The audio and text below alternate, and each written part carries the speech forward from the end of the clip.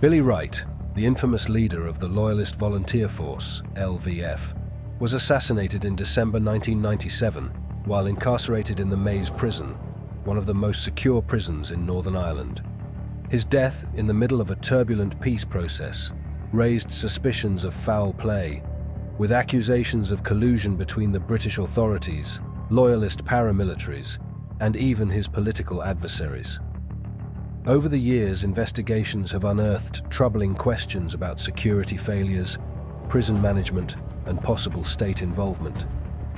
Today, we take a deep dive into the life, death, and controversial legacy of Billy Wright. We'll explore his rise within Loyalist circles, the tragic day of his killing, the allegations of collusion surrounding Billy Wright's death. We must first explore who he was. Born in 1960, Billy Wright grew up in a staunchly Unionist area of Portadown, County Armagh. As a young man, he quickly became embroiled in the Loyalist paramilitary movement, joining the UVF in the 1970s. By the 1990s, Wright had emerged as a charismatic and ruthless leader.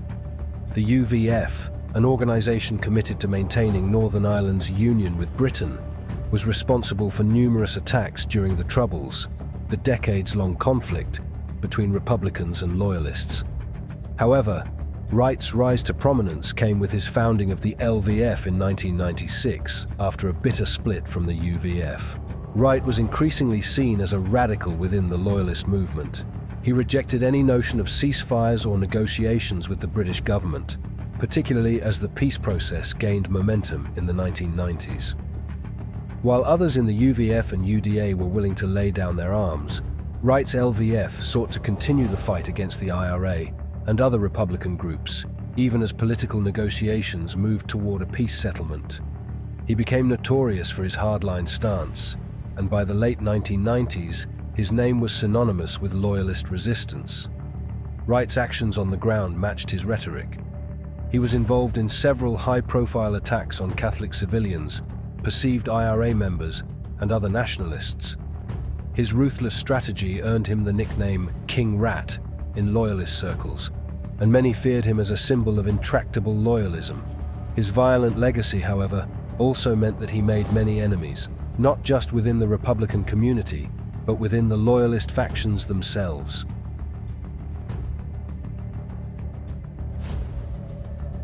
Billy Wright's life came to an end on December 27, 1997, while he was serving a prison sentence at the Maze prison, notorious for housing both Loyalist and Republican paramilitaries.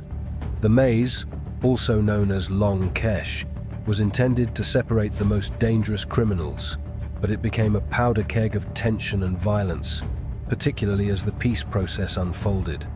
At the time of Wright's death, he was in H Block 6 of the prison, a high-security area that housed members of rival paramilitary groups, including the INLA, Irish National Liberation Army. The INLA, a small but violent Republican group, had already declared its intention to kill Wright. Tensions between Wright's LVF and the INLA had been building for months, and the two groups were bitter rivals. On the morning of his death, Wright was scheduled to receive a visit, but instead of meeting with family members, he was ambushed. Armed with smuggled weapons, two INLA prisoners, McWilliams and Conway, opened fire on Wright as he was standing in the yard. The shooting was swift and brutal. Wright was killed instantly, and the murder sent shockwaves throughout the prison and beyond. The event was a gruesome reminder of how volatile the situation in Northern Ireland had become, even as peace talks and ceasefire agreements were in motion. However, questions immediately arose. How did the killers manage to smuggle weapons into a high-security facility? Was it simply a case of incompetence, or was there more to the story?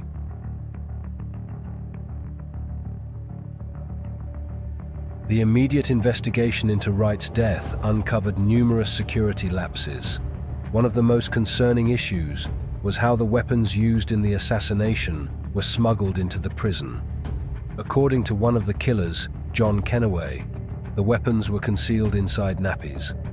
Prison staff were either unaware of the operation or, as some suggest, turned a blind eye. Even more troubling were the revelations about the prison's internal operations. The prison officer overseeing the area, Raymond Hill, was stood down from his post just before the shooting. Additionally, the CCTV cameras in the area were found to have been non-functional for several days. This failure in prison security contributed to the suspicion that the authorities either allowed or were complicit in Wright's death. Furthermore, the gates of the prison compound were locked down immediately after the shooting, trapping Wright in the yard and preventing his escape. This action seemed to suggest that the prison staff were prepared for an event, but had failed to intervene in time to prevent it. Wright's family, especially his father, David Wright, who continued to campaign for justice long after Billy's death, believed the killing was the result of state collusion. They contended that British and Irish government officials, perhaps in collaboration with loyalist informers, had decided to remove Billy Wright from the picture to protect the peace process. They feared that his continued presence in the loyalist world would undermine efforts to reach a peaceful resolution in Northern Ireland. However, an official inquiry, the Corey Collusion Inquiry, conducted years later, found no direct evidence of collusion between the state and the INLA. The inquiry did, however, highlight multiple failures in prison security and management that allowed the killing to happen.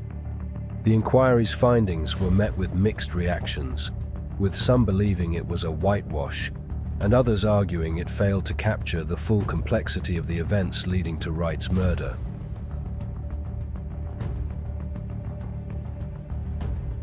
In addition to the allegations of collusion with the INLA, another controversial theory emerged: Billy Wright's alleged connections to the RUC, Royal Ulster Constabulary Special Branch. It was claimed that Wright had been working as an informant for the British police, providing intelligence on suspected IRA members and Republican activities. Journalist Martin O'Hagan, who was investigating loyalist paramilitaries at the time, suggested that Wright had been given police protection and information, allegedly under the codename Bertie. This revelation raised more questions about Wright's role in the wider intelligence network. Was he a rogue agent for the state, or was he simply a player who was using both the authorities and loyalist factions to his advantage? Some within the UVF, Wright's former paramilitary group, even believed that he had been selected and trained by the Special Branch to take over the operations of another notorious loyalist, Robin Jackson. These claims have never been conclusively proven, but they added another layer of complexity to Wright's already murky legacy. Furthermore, former UVF members like Lawrence Maguire claimed that the police provided Wright with information about Republican targets, and there were reports of him being involved in meetings with RUC officers in secret locations. All of these suspicions further fueled the theory that Wright's death was orchestrated not just by rival factions, but also with the complicity of the authorities.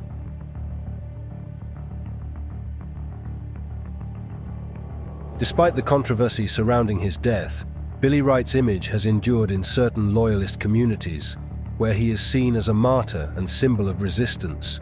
Murals of Wright can be found in loyalist areas such as Portadown and Antrim, where he is portrayed as a heroic figure, someone who fought for the survival of the loyalist cause, regardless of the personal cost. For some, Wright represents the uncompromising loyalist spirit, a man who refused to bend to the pressures of the peace process or ceasefire agreements. His image became so powerful that tattoos of his likeness were inked on the bodies of his supporters, some even choosing to tattoo it on intimate parts of their bodies as a testament to their devotion. However, Wright was a deeply divisive figure. His breakaway faction, the LVF, led to tensions within the loyalist community. Other loyalist leaders, such as Johnny Mad Dog Adair, distanced themselves from Wright, and some loyalists even feared that his extremist tactics would lead to the downfall of their cause. In the wake of his death, his followers quickly sought retribution. Loyalist gunmen, especially those linked to the UVF, vowed to avenge Wright's murder, launching attacks on nationalist targets in the ensuing months. This, however, only deepened the cycle of violence that had marked the Troubles for decades.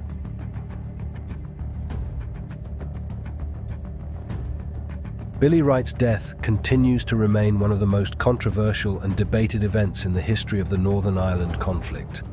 Was he a victim of state collusion, a pawn in the larger game of politics, or simply a casualty of the violent world he had chosen to inhabit? While official investigations concluded that there was no direct evidence of collusion, the unanswered questions about the prison's security, the role of the authorities, and Wright's own relationships with the British state leave much room for speculation. Was he simply an unfortunate victim of prison violence, or was his assassination part of a larger political strategy? What is undeniable, however, is that Billy Wright's death left a lasting legacy. His image continues to resonate within loyalist communities, while his controversial actions and death have raised important questions about the legacy of the Troubles and the challenges of building a lasting peace in Northern Ireland. As we continue to reflect on his life and death, the story of Billy Wright remains a symbol of the unresolved conflicts and divisions that still affect the political landscape of Northern Ireland. Jim Gray was born in 1958 in the working-class district of East Belfast, Northern Ireland, where tensions between Protestant loyalists and Catholic nationalists had been escalating for decades. The area was known for its strong unionist sentiments, with a significant portion of the population being fiercely loyal to the United Kingdom and opposing Irish republicanism.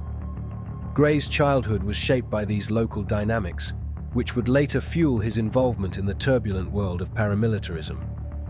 His family was rooted in the Protestant working class, and while his father, James, worked hard to support the family, they were by no means wealthy. His mother, Elizabeth, managed the household, and Jim had one sister, Elizabeth, who, though an important part of his early life, did not share in his later rise to infamy. Jim's family life was simple, and though they weren't rich, they were respected members of their community. Growing up in East Belfast was challenging for Jim, given the larger political landscape. By the time he reached his teenage years, the Troubles, a violent and protracted conflict between Catholic Republicans seeking a united Ireland and Protestant loyalists wanting to remain part of the United Kingdom, were in full swing. These years shaped his views and likely steered him toward a path of involvement in petty crime, typical for many youths living in working-class areas during the height of the Troubles. As a teenager, Jim spent his time in and around the streets of East Belfast, engaged in activities that ranged from theft to vandalism. These activities became more frequent as the allure of easy money, power, and influence drew him deeper into the criminal underworld. The tartan gangs, made up of loyalist youths, were a prominent part of life in these neighborhoods, often aligned with the UDA. Jim's involvement with these gangs helped him establish connections with key figures in the loyalist paramilitary groups. As the violence of the Troubles escalated, Jim became more deeply entrenched in the criminal networks that operated not just for political reasons, but for financial gain. His early involvement in petty crime laid the foundation for his eventual rise in the UDA, as he soon began to associate with more powerful and dangerous figures within the group.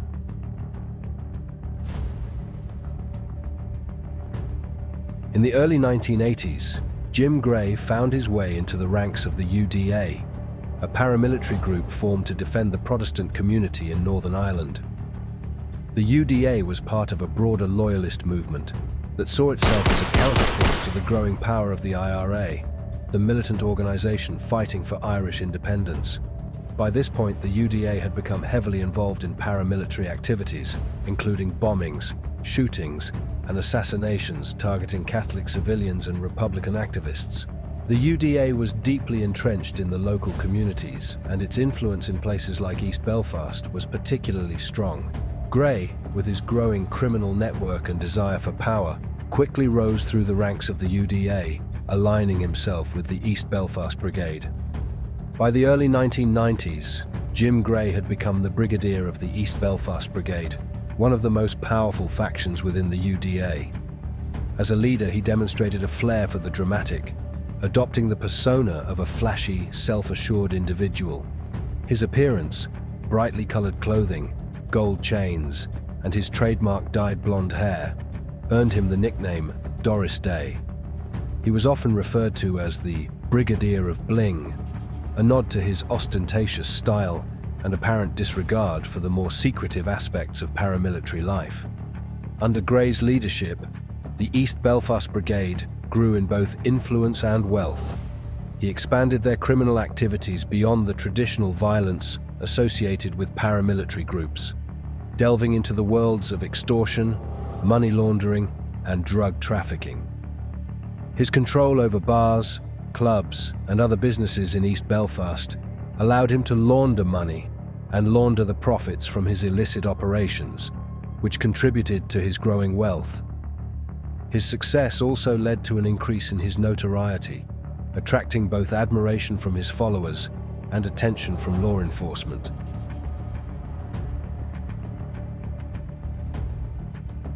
The expansion of the East Belfast Brigade's operations under Gray was not limited to petty crime. Jim Gray's leadership style was aggressive and strategic, enabling him to establish a solid criminal empire. He was known to personally oversee the operations in the bars he owned and used them as fronts for his illicit dealings, including the distribution of cocaine, a lucrative trade at the time. These operations were not just criminal in nature, they were also deeply intertwined with the political loyalties of the local communities, which meant that Gray and his associates could operate with a level of impunity. Jim Gray's wealth grew exponentially as his criminal activities flourished. His lavish lifestyle became the subject of gossip in East Belfast, where he flaunted his success with expensive cars, luxury items, and a showy public persona. His image as a man of the people also helped maintain his popularity, especially among the loyalist community in East Belfast, where many saw him as a champion of their cause. For some, he was a hero, someone who fought for their interests. For others, he was a symbol of everything wrong with the UDA and its growing influence in the criminal underworld.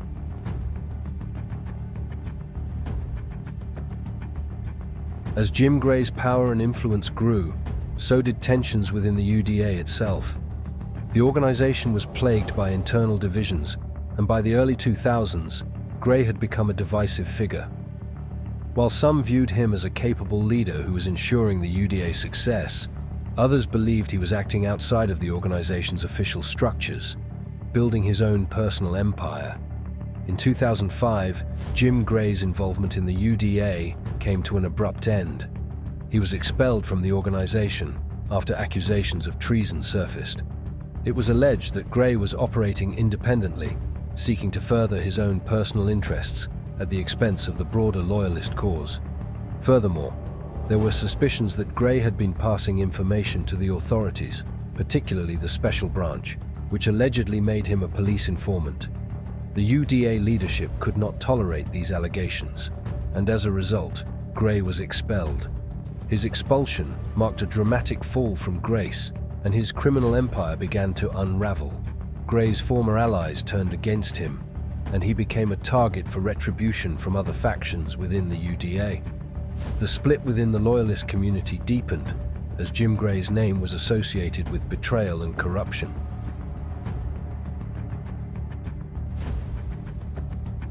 Following his expulsion, Jim Gray found himself facing legal challenges.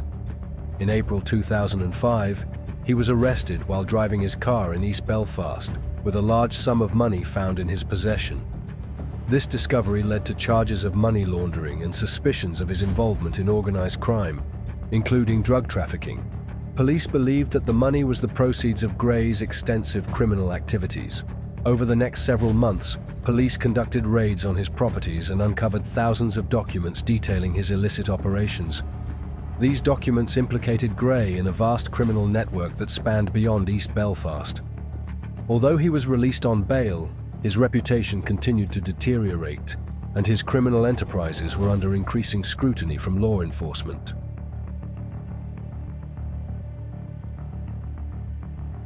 Jim Gray's life came to a violent and tragic end on October 4, 2005.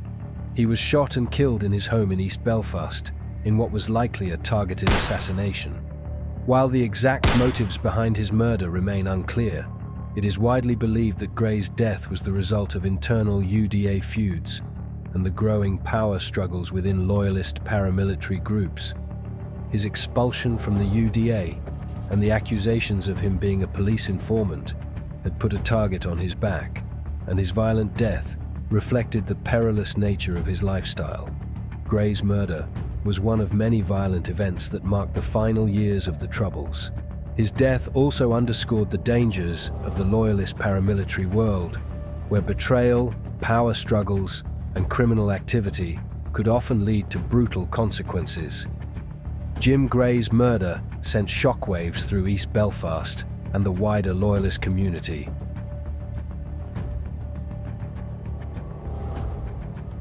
Jim Gray's life was marked by contradictions. On one hand, he was a symbol of the rise of a new, more criminally minded generation of Loyalist leaders. On the other, his life story highlighted the destructive nature of a life lived in the shadow of violence, corruption, and betrayal. His legacy is complex.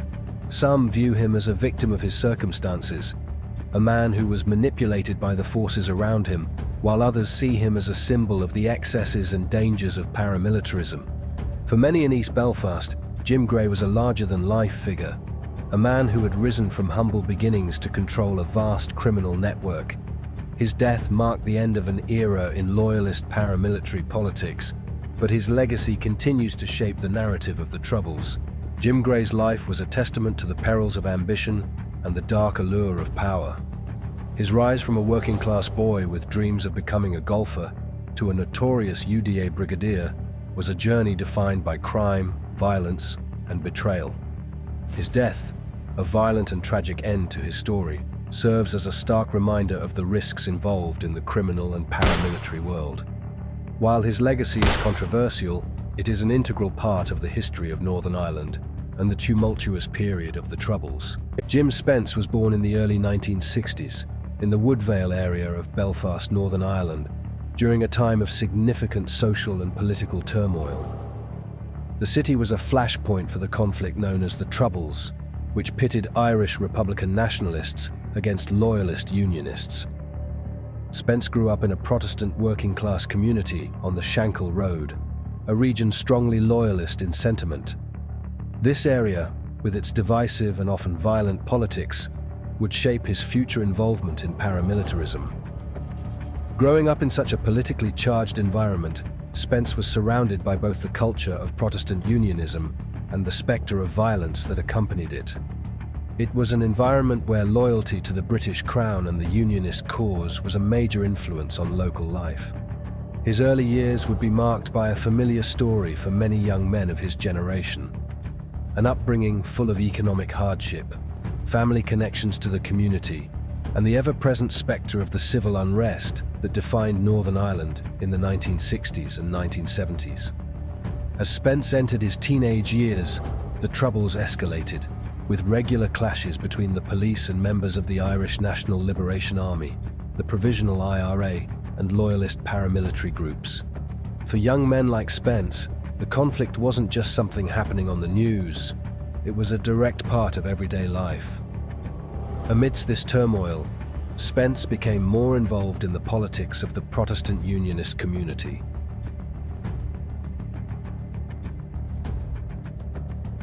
By the early 1980s, Spence's life had taken a turn toward involvement in the Loyalist paramilitary movement. The Ulster Defence Association, UDA, had become the largest Loyalist group in Northern Ireland. It was formed to combat what members saw as a rising threat from Irish Republicans who sought to unite Northern Ireland with the Republic of Ireland. As Spence came of age, the UDA offered an avenue for him to fight back and assert his identity as a Loyalist, all while claiming to protect the interests of the Protestant working class. Spence joined the UDA at a time when the group was highly active in both paramilitary activity and criminal enterprises. The UDA was known for its violent campaigns against the Catholic nationalist community, including assassinations, bombings, and intimidation. It wasn't long before Spence gained recognition for his efforts and commitment to the cause. By the late 1980s, he had risen to a leadership position within the West Belfast Brigade, the UDA's most influential and powerful unit. He quickly garnered a reputation for his fierce loyalty to the UDA and his ability to coordinate military-style operations against suspected Republicans, particularly targeting members of the IRA and other nationalist groups. His rapid ascent in the ranks of the UDA solidified his place as one of the leading figures in Loyalist paramilitarism during this period.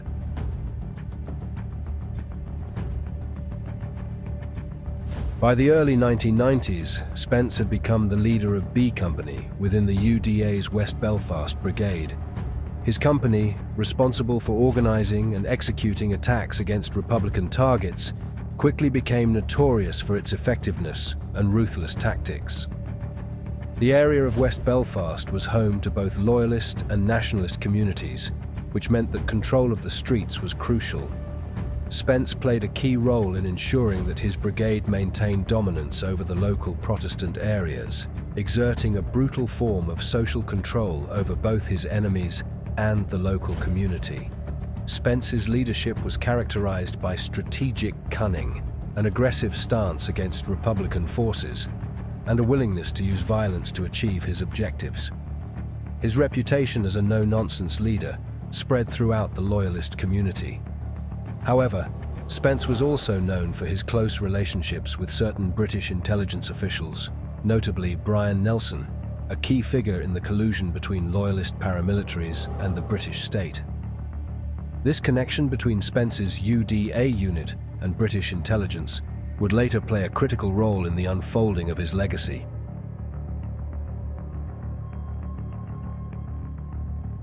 In the 1980s and 1990s, the UDA's West Belfast Brigade, under Spence's command, became embroiled in a network of collusion with British intelligence services.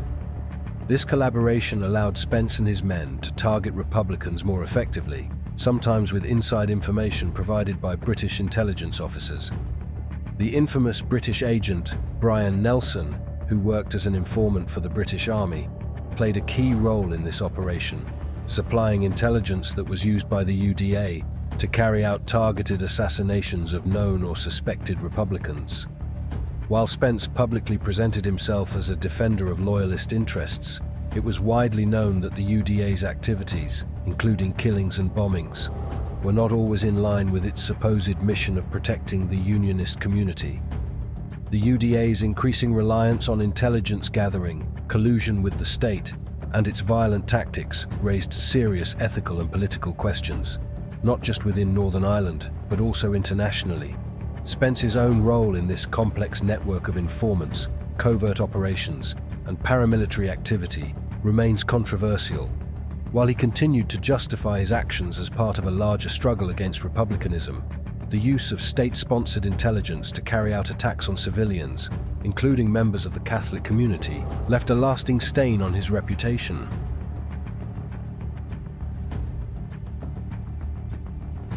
The 1990s were a time of both internal and external conflict for the UDA.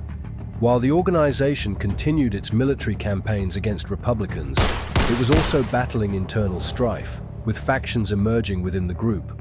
One of the most significant rivalries was between Spence and Johnny Adair, a more extreme and unpredictable figure within the UDA. Spence's relationship with Adair and other key figures within the UDA deteriorated over time.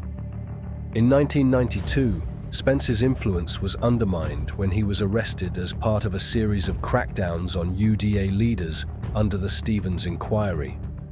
This inquiry, launched by the British government, aimed to expose the UDA's links to the security forces and uncover the full extent of the collusion between Loyalist paramilitaries and British intelligence.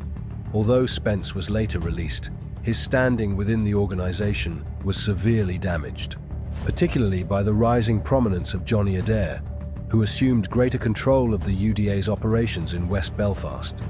Adair's increasing power was a direct challenge to Spence's leadership, leading to heightened tensions within the organization.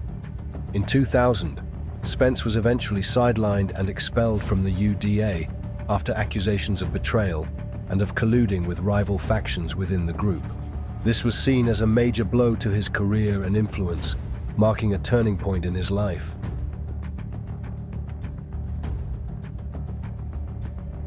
After his expulsion from the UDA, Spence faced the wrath of former allies and rivals alike, While he was no longer an official member of the UDA, Spence continued to exert influence over certain sections of the Loyalist community, and his name remained synonymous with the turbulent history of the UDA's West Belfast Brigade. However, as the Troubles wound down and the peace process took hold, the role of paramilitary groups like the UDA began to diminish. During this time, Spence attempted to move away from the paramilitary lifestyle, but his reputation continued to haunt him. He became embroiled in several post-conflict Loyalist feuds, notably the North Belfast feud, which saw a bloody conflict between the UDA and the Ulster Volunteer Force, UVF. This violence reflected the ongoing power struggles within Loyalist factions, even as the formal peace process aimed to create a lasting resolution for Northern Ireland.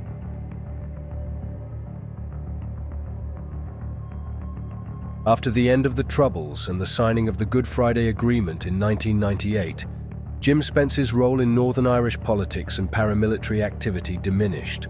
However, his legacy remains controversial, and his name continues to be associated with the darker side of Loyalist paramilitarism.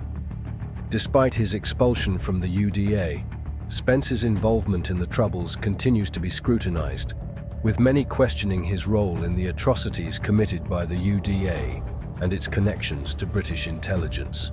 In recent years, Spence has largely avoided the public eye, though he remains a figure of interest in Northern Ireland's complex political history. He has occasionally spoken about his past, defending his actions as part of a larger struggle for the protection of Loyalist values. Though his comments have often been met with criticism from both Republican and nationalist communities, who see his actions as emblematic of the brutality and corruption that marred the Troubles.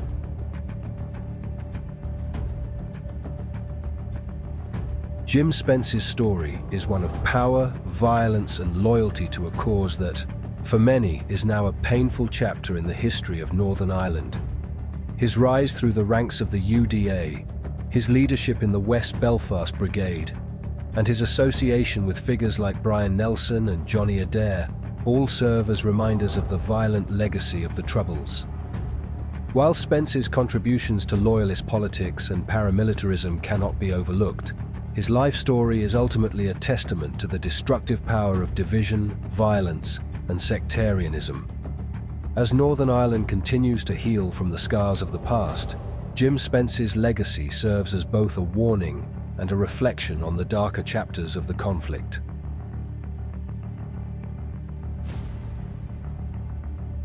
Jim Spence's life was shaped by the tensions and violence of the Troubles.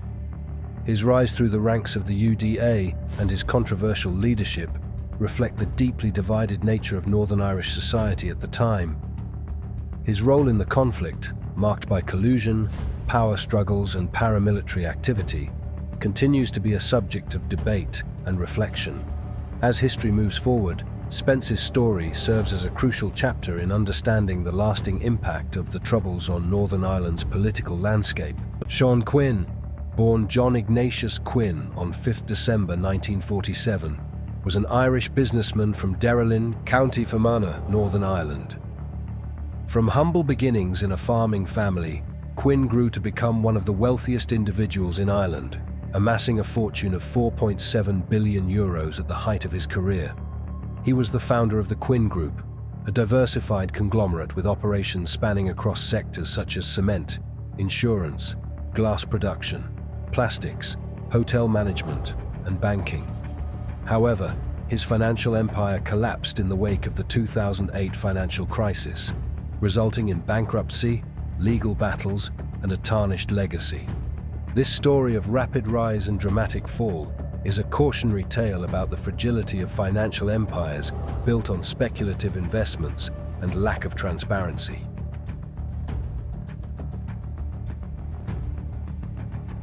Sean Quinn was born to Hugh and Elizabeth Quinn in County Fermanagh, Northern Ireland. His family's roots were in farming, with the Quinns owning a relatively small farm in the rural part of the county. Sean's father, Hugh Quinn, was known for his hard work, and Sean often cited him as a key influence in his own entrepreneurial drive. The Quinns weren't wealthy, and the land they worked on wasn't particularly fertile for traditional farming. However, The family did have access to natural resources, such as gravel deposits, which would become the foundation for Sean's future success. After his father passed away in 1967, Sean, at the age of 19, took over the running of the family farm.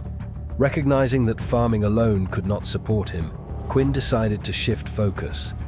In 1973, he used £100 borrowed from his mother to set up his first business, Quinn Quarries Limited, a gravel extraction business.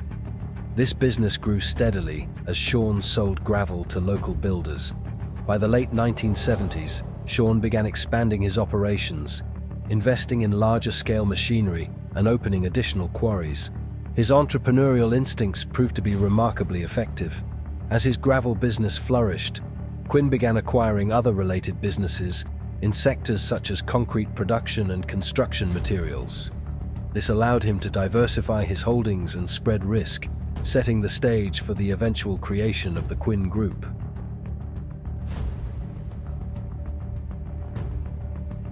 In the 1980s, Quinn's business empire began to truly take shape. He expanded beyond gravel extraction and cement production, diversifying into various industries. One of his early major moves was the establishment of Quinn Cement, a cement manufacturing business that would grow into one of Ireland's leading cement producers. The expansion into cement production was strategic, as the Irish construction boom during the 1980s provided significant demand for building materials. By the 1990s, Quinn's business interests had grown significantly, and the Quinn Group was officially formed. Quinn was no longer just a regional businessman. His operations spanned across several key industries, including glass manufacturing, plastics, radiators, insurance, and hotels. In the 1990s, he also made his first move into the insurance sector, establishing Quinn Direct, an insurance company that grew rapidly to become one of Ireland's largest and most successful insurance providers. He capitalized on deregulation within the Irish insurance market, which allowed him to gain market share with competitive pricing strategies. He later expanded the Quinn Group into other financial services, including investment banking and health insurance, further bolstering his wealth and influence. One of Quinn's most significant ventures came in 2000 with the acquisition of Quinn Glass, a leading manufacturer of glass bottles and containers. This acquisition helped solidify the group's dominance in manufacturing and cemented Quinn's reputation as a successful businessman who was willing to take on big projects.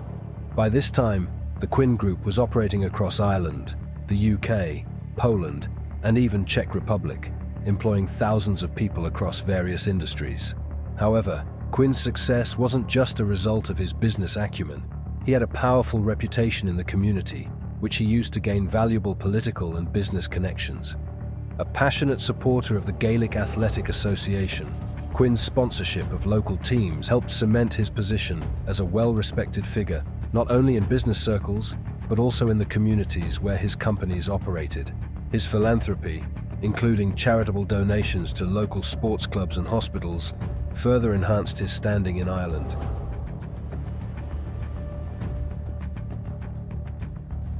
At the peak of his wealth, Sean Quinn was recognized as Ireland's wealthiest individual, with a net worth of approximately €4.7 billion. This placed him at the top of the Irish financial hierarchy. Quinn also began to acquire significant stakes in several large companies, including a 5% stake in Anglo-Irish Bank in 2007, just as Ireland's property market was booming. However, it was Quinn's growing investments in the banking sector that would eventually lead to his downfall. In an effort to expand his fortune, he took a significant speculative position in Anglo-Irish Bank, using contracts for difference, CFDs, which allowed him to take large leveraged bets on the price of the bank's shares. These CFDs gave him the ability to control more shares than he could afford with his available capital. In 2007, when the Irish property market began to show signs of instability, Quinn's investment in Anglo-Irish Bank became increasingly risky. As the property market collapsed in the wake of the global financial crisis of 2008, the value of Anglo-Irish Bank shares plummeted, causing massive losses for Quinn. These losses were compounded by Quinn's huge debt exposure to the bank and other financial institutions. as he had borrowed heavily against the value of his investments in the bank's shares.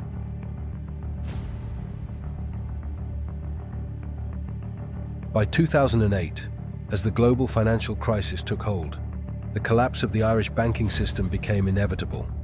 Anglo-Irish Bank, which had been central to the Irish property boom, was effectively nationalised and its shares became worthless. Quinn's fortune, built on highly speculative investments, was nearly entirely wiped out.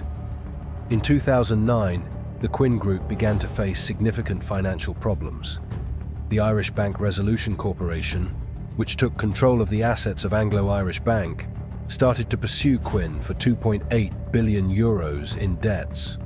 By 2010, the Quinn Group was in full-scale crisis, with the value of its assets diminishing rapidly. Quinn declared bankruptcy in 2011, and the Quinn Group was placed into liquidation. The liquidation process, which continued for several years, saw the sale of various Quinn assets, including Quinn Insurance, Quinn Cement, and Quinn Glass. This marked the end of an era for the Quinn Group, which had once been one of the largest privately owned conglomerates in Ireland. The bankruptcy left a significant portion of Ireland's banking system exposed to losses, and Irish taxpayers were forced to shoulder the burden of the bailout that kept the Anglo-Irish Bank afloat. At the same time, Quinn's personal bankruptcy proceedings and legal troubles grew increasingly complicated.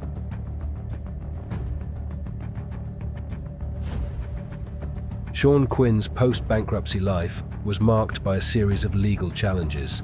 In particular, the Irish authorities accused Quinn and his family of attempting to hide assets and wealth that could be used to pay off his debts. In 2012, Quinn was found to be in contempt of court for his failure to return assets to the IBRC, resulting in a 9-week jail sentence. In 2013, after Quinn's release from prison, a lengthy legal battle continued. The IBRC continued to pursue Quinn for the repayment of debts, and there were multiple accusations that Quinn had been engaged in asset stripping, particularly in terms of assets transferred to Russian and Cypriot subsidiaries of the Quinn Group. These complex offshore transactions raised further suspicions about the transparency of Quinn's business dealings and his attempts to shield assets from creditors. Meanwhile, his children, including Sean Quinn Jr., were questioned over financial transactions and payments made to them by companies associated with the Quinn Group. These transactions raised concerns that the Quinn family had illicitly moved wealth beyond the reach of creditors.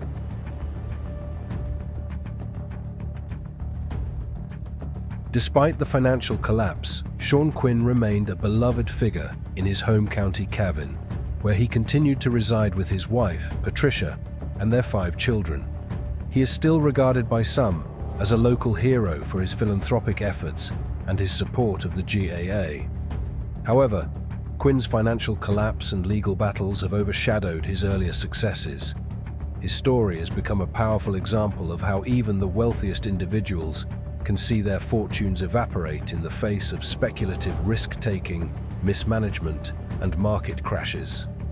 Today, Quinn's name is linked both to the remarkable growth of a business empire and its ultimate disastrous fall, making his life a case study in the volatile nature of modern capitalism.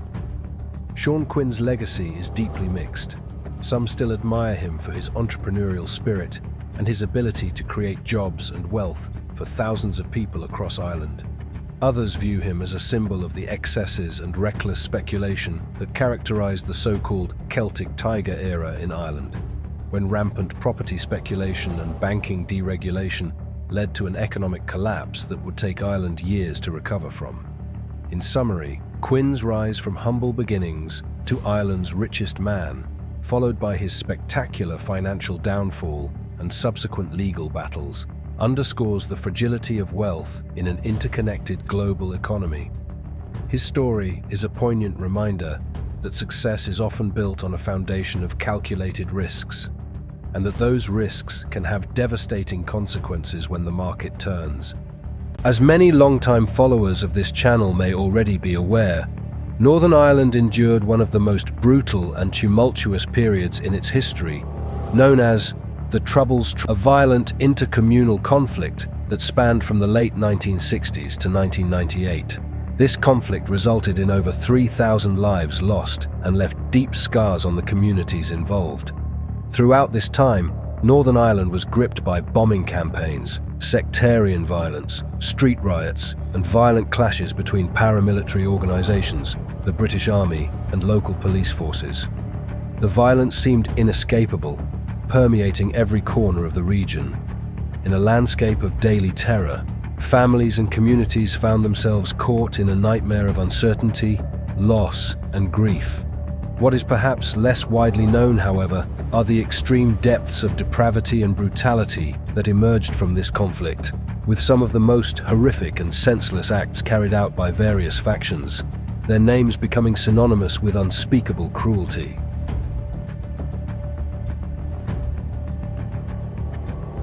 One of the most infamous of these groups was the Provisional Irish Republican Army, IRA, a militant nationalist group that fought for the reunification of Ireland and the end of British rule in Northern Ireland. The IRA was notorious for its bombings, assassinations, kidnappings, and other forms of violent activism. Among their most notorious acts was the kneecapping, a form of punishment in which individuals accused of being informers or criminals would have their knees shattered by a gunshot, rendering them permanently disabled as a warning to others. However, the IRA was not the only group to perpetrate horrific acts of violence. The Loyalist factions, which opposed the IRA and were determined to maintain Northern Ireland's union with Britain, were equally brutal in their methods.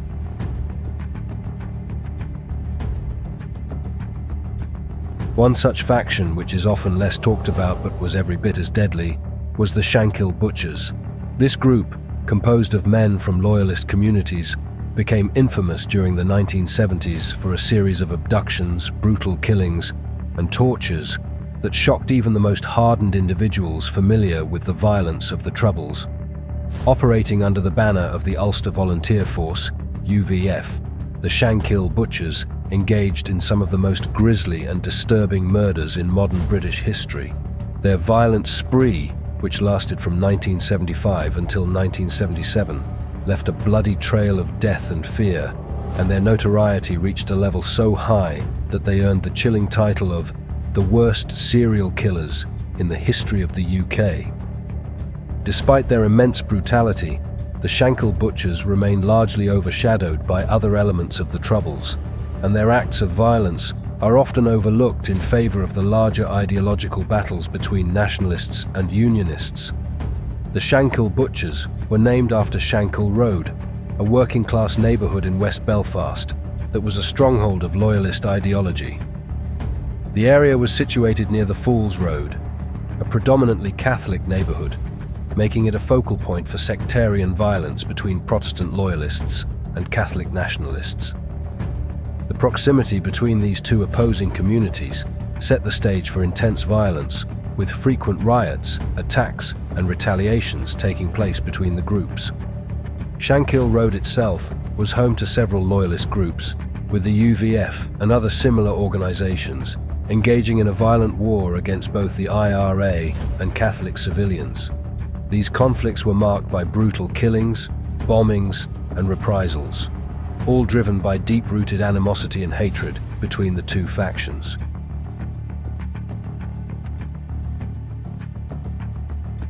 The UVF, a paramilitary group founded in the early 20th century, played a central role in the violent escalation during the Troubles.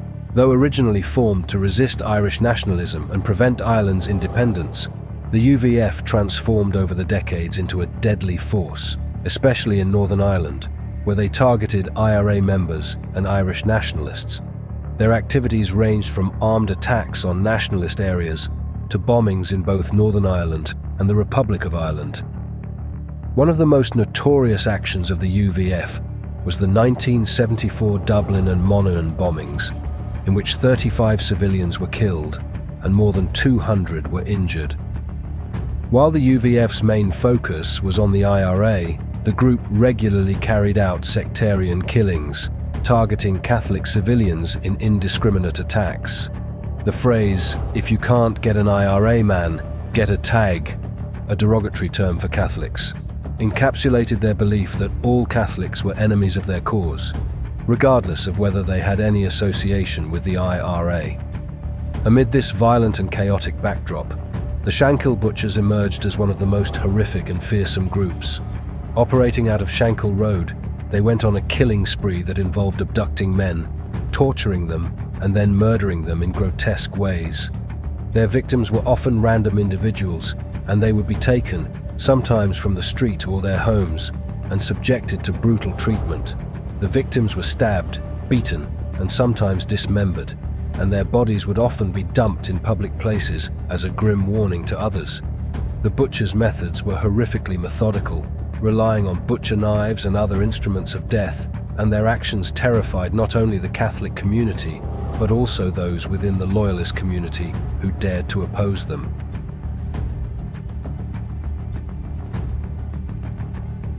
Their reign of terror began in 1975, starting with a series of brutal murders and kidnappings that gained widespread media attention. The Shankill Butchers' victims were often ordinary working-class men who had no direct ties to the IRA or any political organization. Yet the group showed no mercy, operating on the belief that any Catholic, no matter their background, was fair game. One of their earliest victims was a young Catholic man named John McKeown, who was abducted, tortured, and murdered in a way that shocked the community. The butchers' killings were so gruesome and devoid of any semblance of human compassion that they became a terrifying symbol of the deep sectarian divide that had come to define Northern Ireland during the Troubles. The Shankill Butchers were led by Lenny Murphy, a man whose bloodlust was as infamous as his crimes. Murphy was a young man born into the heart of the Shankill Road neighborhood, where he was steeped in Loyalist ideology. He quickly became a notorious figure in Belfast, known for his extreme violence and hatred for Catholics. Murphy's rise to prominence began as a member of the UVF, but his ruthlessness and appetite for bloodshed soon led him to form the Shankill Butchers. It was under his leadership that the group carried out its most horrendous acts of violence. Murphy's sadistic tendencies were evident early on, and he seemed to revel in the fear and terror he instilled in the community. His brutality was unmatched, and he personally participated in many of the killings, often taking part in the torture of victims.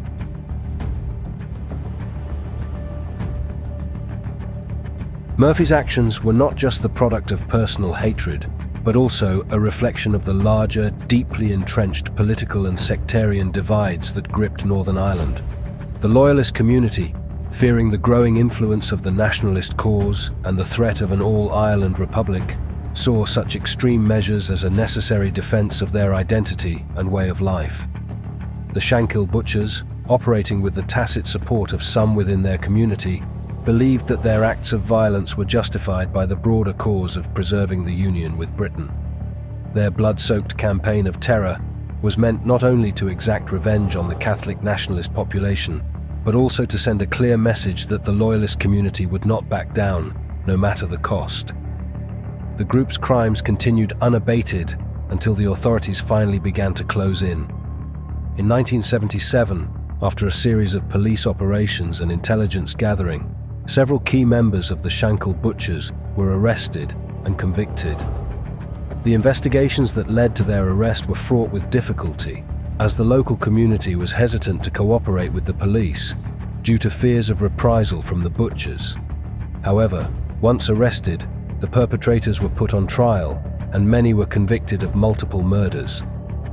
The gang's leader, Lenny Murphy, was sentenced to life in prison for his role in the murders, though he was killed by the IRA in 1982, further complicating the web of violence that characterized the Troubles.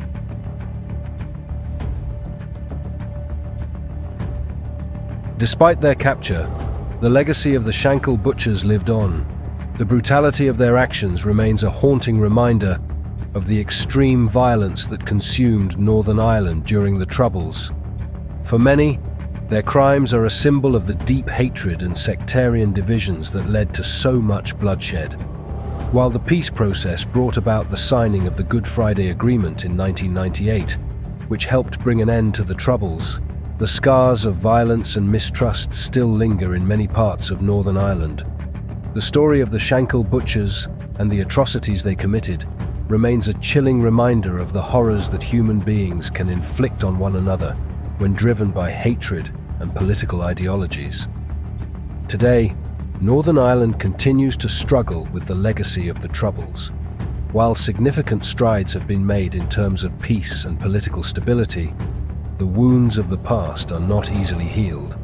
The communities most affected by the violence of the Troubles still grapple with loss, trauma, and the need for justice and reconciliation. For many, the events of that dark period in Northern Ireland's history remain a painful memory that will never fully fade. The Shankill Butchers, along with the other paramilitary groups, left a mark on the collective consciousness of Northern Ireland that continues to affect both the political landscape and the lives of its citizens. Reflecting on the actions of the Shankill Butchers and the wider impact of the Troubles, we are reminded of the long road ahead and the necessity of ensuring such violence is never repeated.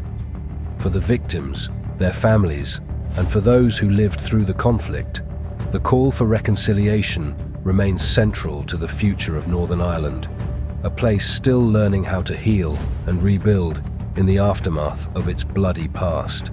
In 2011, Hugh McGuff, age 56, and his 44-year-old wife Jackie McCartney had just returned from a relaxing weekend getaway at a hotel in Letterkenny, County Donegal. Within 24 hours of their return, their son Martin found them dead at their home in Craigavon. The couple had been shot to death in a downstairs room equipped with bulletproof windows and doors. Investigations revealed they had received a mysterious phone call around 9 p.m. the night they got back.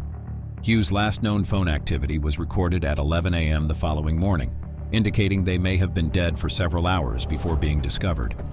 Because of the reinforced windows and doors, no gunshots were heard, and there were no signs of a struggle. It appeared the killer had been let in by the unsuspecting couple before the attack. Hugh was shot in the back of the head while holding a coffee cup, and Jackie was shot 3 times in the face near the kitchen entrance. At that time, McGuff was infamous in the community. As a well-known and prolific drug dealer, he gained notoriety in 2004 when he was sentenced to 9 years in prison for his role in the killing of Peter McNally, a 19-year-old who was shot in the head while asleep in a chair at a house in West Belfast in 2001. This murder was linked to a drug war between rival factions. In the year before his death, McGuff invested £37,000 with the Lurgan Loyalists to buy a large cannabis shipment intended for Northern Ireland. However, authorities intercepted the shipment, and McGuff demanded an immediate refund from the Lurgan contact. When the refund was refused, McGuff became furious, issuing serious threats against the man. Worried about his safety, the Lurgan man contacted Malcolm McKeown, a 44-year-old local drug dealer with a history of involvement in multiple murders. McKeown's criminal activities dated back to the Troubles in the 1970s, when he was associated with the Loyalist Volunteer Force, a paramilitary group in Northern Ireland. His brothers were also convicted of sectarian killings linked to the LVF, which terrorized the region throughout the 1990s. Additionally, McKeown had his own unresolved issues with McGuff, who owed him a £113,000 drug debt. Seeing an opportunity, the Lurgan man offered McKeown £10,000 to kill McGuff. McKeown then reached out to McGuff's nephew, 31-year-old James Carr Loyal. Carr Loyal and McGuff had previously worked together in the drug trade but had fallen out over financial disputes. When McKeown offered Carr Loyal £5,000 to kill McGuff, it didn't take much persuasion. Shortly after the murders of McGuff and his wife, McKeown and Carr Loyal's involvement became widely suspected. In March 2012, they were arrested and charged with the crime. However, by 2013, all charges were dropped and they were released. In the ensuing years, McKeown's gang took control of the Craigavon area, north of Armagh, dominating the drug trade in Northern Ireland. Despite his influential position, McKeown's violent and unpredictable behavior caused him to be widely disliked, even among his associates. In 2015 and 2016, his group conducted a series of deliberate fires on police vehicles to hinder law enforcement's efforts against their drug activities. Hugh Boyce, a close associate, allegedly set fire to approximately 30 cars, causing damages exceeding £1 million.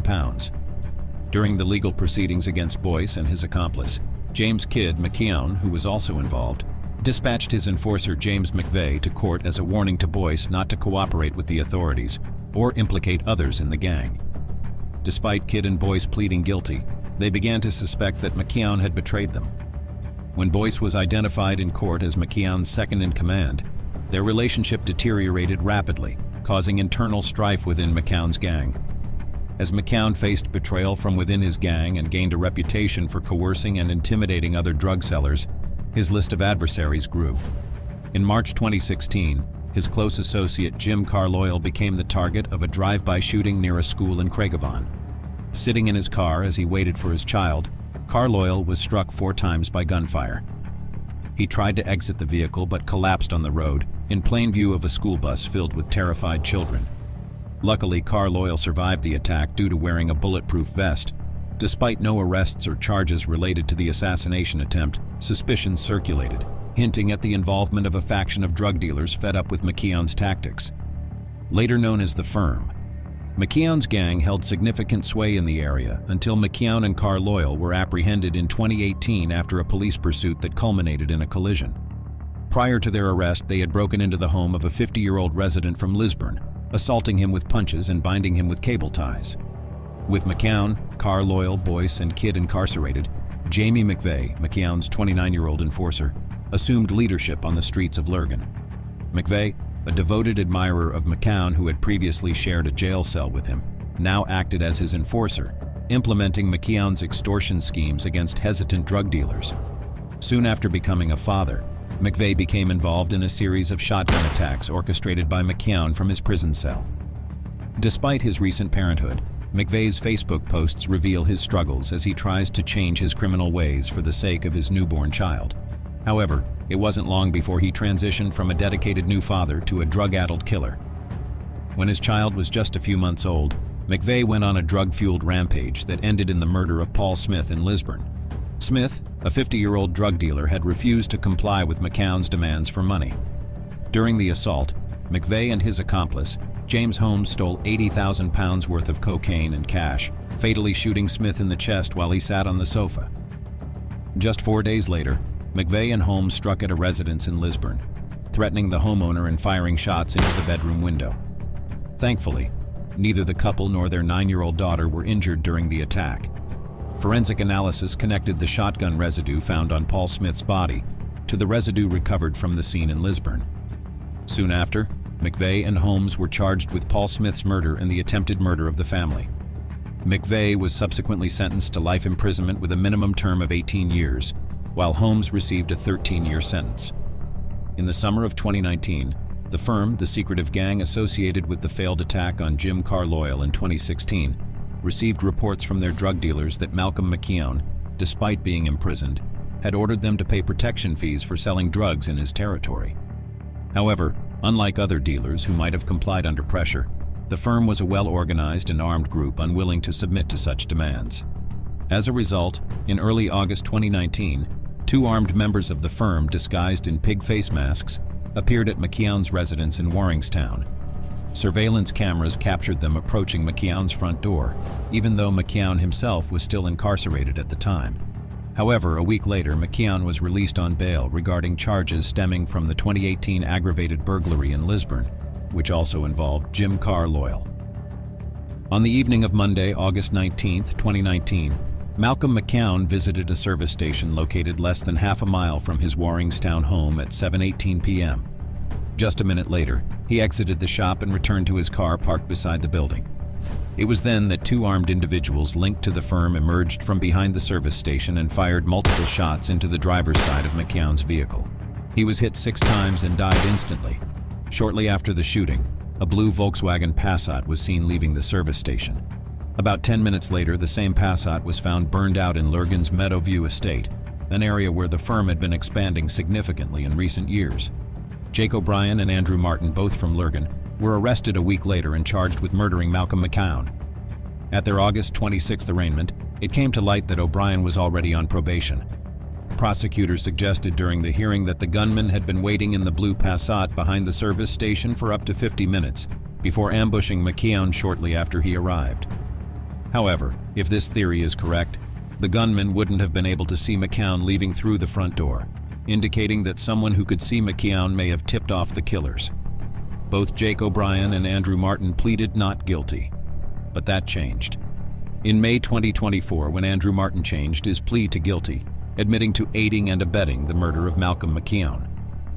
Malcolm McKeown's murder became a classic example of living by the gun and dying by it. Considering the crimes he committed and the enemies he made, it seemed inevitable that Malcolm McKeown would face a violent end. He was known as a bully with the charm of a plastic bullet, a man remembered by many but missed by few. 4 years later, McKeown's accomplice, James Carr Loyal, passed away while still in prison. Police in Northern Ireland have named the man shot dead in Belfast last night. It's understood 26-year-old Kevin Conway was on bail, awaiting trial on charges linked to a separate gangland killing. Mr. Conway had been on bail on charges linked to the murder of another man in County Armagh last year. Prosecutors had claimed that he'd helped to lure the victim to the area by making phone calls to him. That murder was linked to a notorious Mid-Ulster crime gang known as the Firm. On the evening of January 9, 2023, Kevin Conway, a well-known figure in the Lurgan underworld, was at home in Rosnarine Park, located in the Greenan area of West Belfast. Despite facing trial for the murder of Shane Whitla, a father of 4, Conway had been granted bail to stay at this particular address. During a quiet moment after a brief errand, tragedy struck around 9 p.m. A gunman approached Conway's flat calmly. Upon opening the door, Conway found himself under attack as a hail of bullets struck him, with at least 9 hitting his head and chest. The killer, moving swiftly on foot, vanished into the night, leaving Conway to perish on his own doorstep. Let's delve into it. At just 26 years old, Kevin Conway had already made a name for himself, albeit a notorious one with the police. He was a prominent figure in the crime scene of Lurgan and Portadown, affiliated with the gang known as the Firm. Conway's involvement in the world of crime started during his teenage years, and he steadily rose through the ranks. However, recent events had left Conway increasingly paranoid. He voiced concerns to the police about being stalked by a rival gang, fearing for his life. Sadly, his fears were justified. Hailing from the Kilwilkie estate, Conway's life was marred by tragedy from an early age. His father, Kevin Conway Sr., met a mysterious fate in 1998 while looking after his 3-month-old son. He disappeared from their home, only to be found days later in a remote farmhouse, bound and fatally shot in the head. Though the IRA never officially claimed responsibility, suspicions lingered, pointing to his potential involvement in drug-related activities, a taboo in Kilwilkie at the time. The loss of his father had a profound impact on Kevin Conway's life, setting the stage for a turbulent journey ahead. Abandoned at a mere 3 months old, Conway's life took a dark turn toward criminality. He started with minor offenses before affiliating himself with the Firm. Conway's descent into drug abuse began in primary school, shattering the promise of his early life. Now facing murder charges, Conway had become a feared enforcer for the Firm, ruthlessly collecting drug debts with an iron fist. This organization, which had been in existence for about a decade, had evolved from the Loyalist Volunteer Force, LVF, initially a paramilitary group led by Billy Wright. Over time, it transformed into an organized crime gang under the leadership of the King brothers, Billy and Drew. Primarily operating in large-scale drug and prostitution ventures in the Portadown area, the Firm humorously adopted its name from the poorly received football movie released in 2009. Unlike anything authorities had seen before, the Firm boasted a network of young runners and a significant presence of young women within its ranks. Many of these runners struggled with addiction, compelled to sell drugs to sustain their habits. Paradoxically, their involvement often led to substantial indebtedness to the Firm. The consequences of defying this criminal organization were starkly illustrated by the murder of Shane Whitla. In contrast to well-known drug cartels like the Keenahans, synonymous with cocaine, the Firm operated in the darker realm of the drug trade. Beyond cocaine, their portfolio included heroin and illicit prescription medications such as tramadol and diazepam, known as blues and yellows. These inexpensive medications, procured in bulk from Asia, fueled a growing addiction crisis in Northern Ireland, paralleled by rising suicide rates, echoing distressing trends observed in vulnerable segments of society.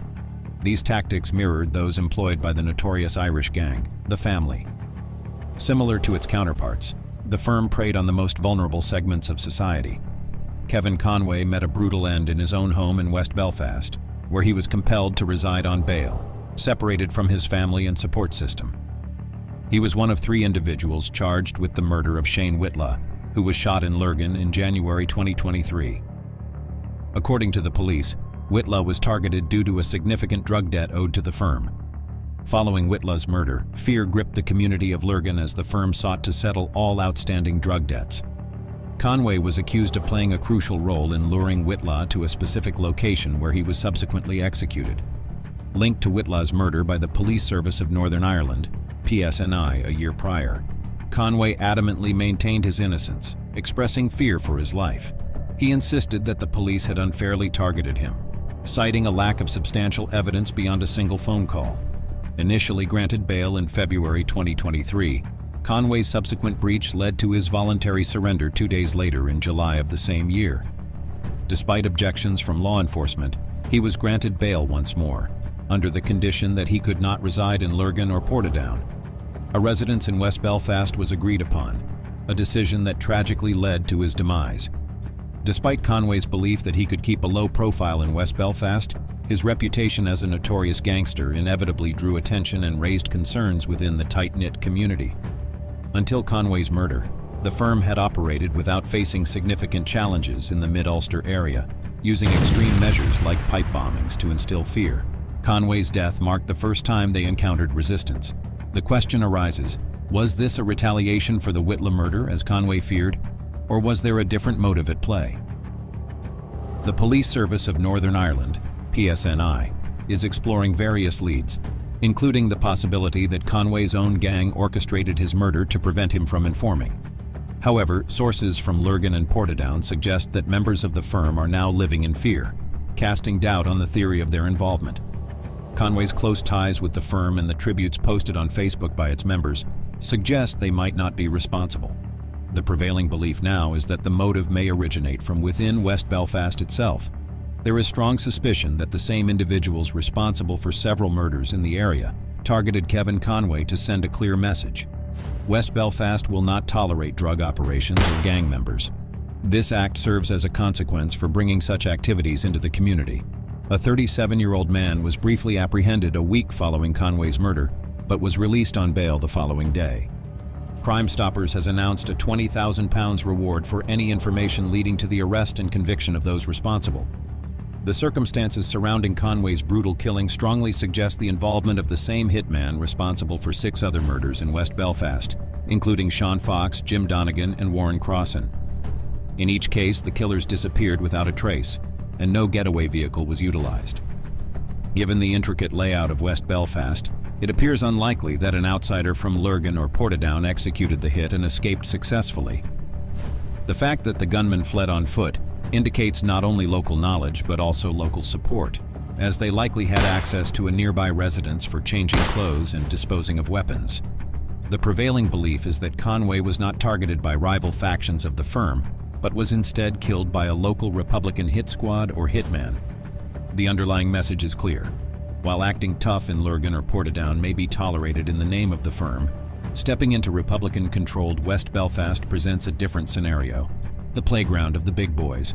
This raises questions about how Conway could have considered the bail address in West Belfast a safe choice. It seems that a vigilant figure, reminiscent of an enforcer, is targeting drug dealers like Conway, a tactic reminiscent of past occurrences. Years ago, following the Good Friday Agreement, a group known as Direct Action Against Drugs, a front for the Provisional IRA, employed a similar strategy. They systematically eliminated key players in the drug trade. In the wake of Whitlaw's murder, dissidents have vowed to confront the firm. Affiliated thugs with the INLA in County Armagh have even compiled a list of Portadown drug dealers, marking them as targets. The underlying motivation behind these actions appears to be a warning. Do not assume you can relocate here and remain safe. Transmitting the message from Lurgan to West Belfast is deemed unacceptable.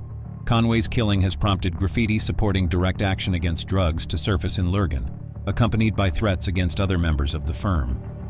This serves as a clear lesson for any drug dealers. Avoid establishing roots in West Belfast. Today, we're covering one of the most controversial figures in Northern Ireland's turbulent history, Johnny Adair, often known by his nickname, Mad Dog Adair. From his rise to power within the Ulster Freedom Fighters, also known as the Ulster Defence Association, UDA, to his eventual fall from grace and exile, Johnny Adair's life story is filled with complex alliances, internal struggles, and violent confrontations that reflect the intense conflict known as the Troubles in Northern Ireland.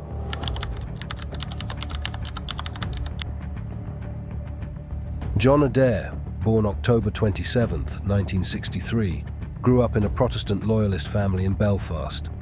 He was raised on the Old Lodge Road, a hotbed for clashes between loyalist and nationalist factions. Although his father, Jimmy Adair, wasn't involved in paramilitary activities, young Adair found his own way into a life that would make him one of the most feared loyalist paramilitary leaders. By his teenage years, he was already part of a gang of skinheads, participating in both petty crime and political violence, which would soon escalate to acts that were far from petty. This early gang, known as the NF Skins, gained a violent reputation. They were associated with the National Front, a right-wing nationalist group in the UK, and their notoriety grew after attacking anti-racist concertgoers in Belfast. Adair himself started a rock against communism band called Offensive Weapon, which supported his early ideological leanings.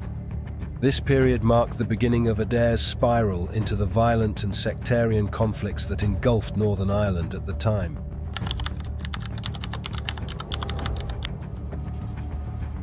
At 19, after a confrontation that led the UDA to give him a choice between a kneecapping or joining their ranks, Adair chose the latter and became a member of the Ulster Young Militants, the UDA's youth wing. His early involvement mostly included rioting and intimidation tactics, but his ambition and ruthlessness quickly got him noticed. Eventually, he moved up in the organisation, joining the C Company of the West Belfast Brigade. In 1993, Adair was appointed Brigadier of the West Belfast Brigade. He wasted no time forming what he called his dream team, consisting of former skinhead friends who became active UDA members. They turned the Shankill Road area into a stronghold, known for brutal, violent actions against suspected Republicans and even innocent Catholics.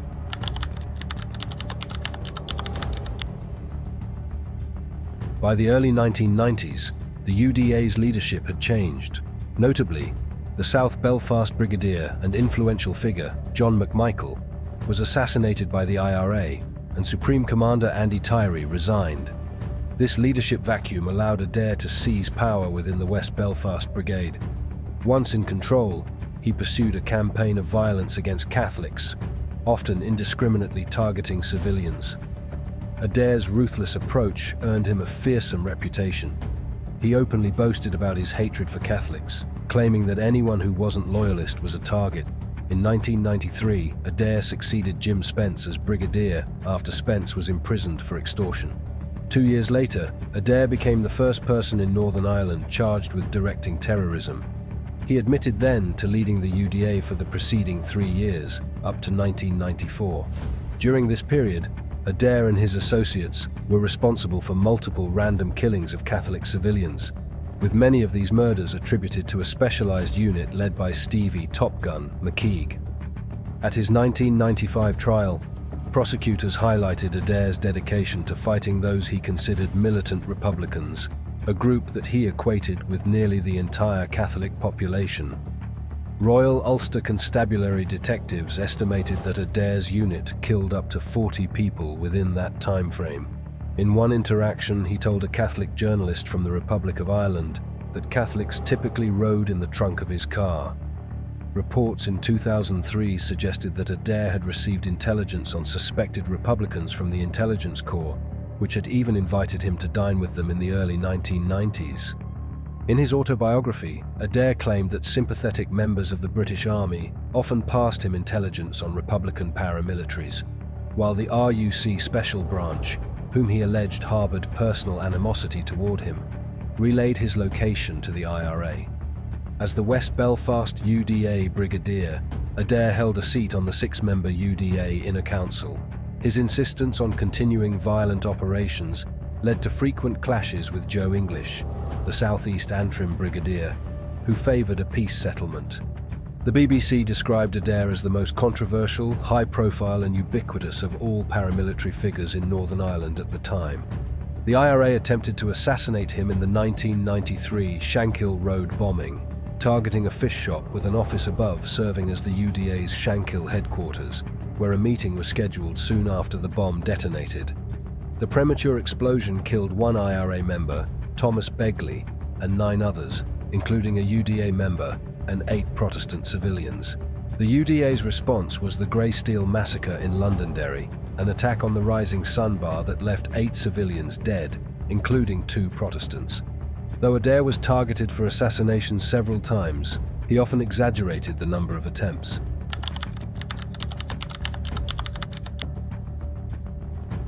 In 1995, the authorities finally caught up with Adair. The RUC had gathered enough evidence from recorded conversations to convict him on charges of directing terrorism. Adair was sentenced to 16 years in prison and was transferred to the Maze prison, where he continued to wield considerable influence over loyalist prisoners.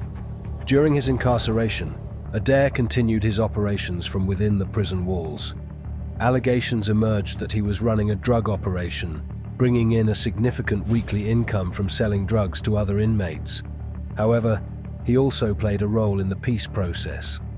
In 1998, he agreed to talks with British Secretary of State Mo Mowlam, who persuaded him to support the peace negotiations that led to the Good Friday Agreement. In 1999, Adair was released under the early release scheme associated with the peace process. Upon his release, he quickly returned to the streets of Belfast, where he rekindled his influence and began to focus on consolidating power within the UDA.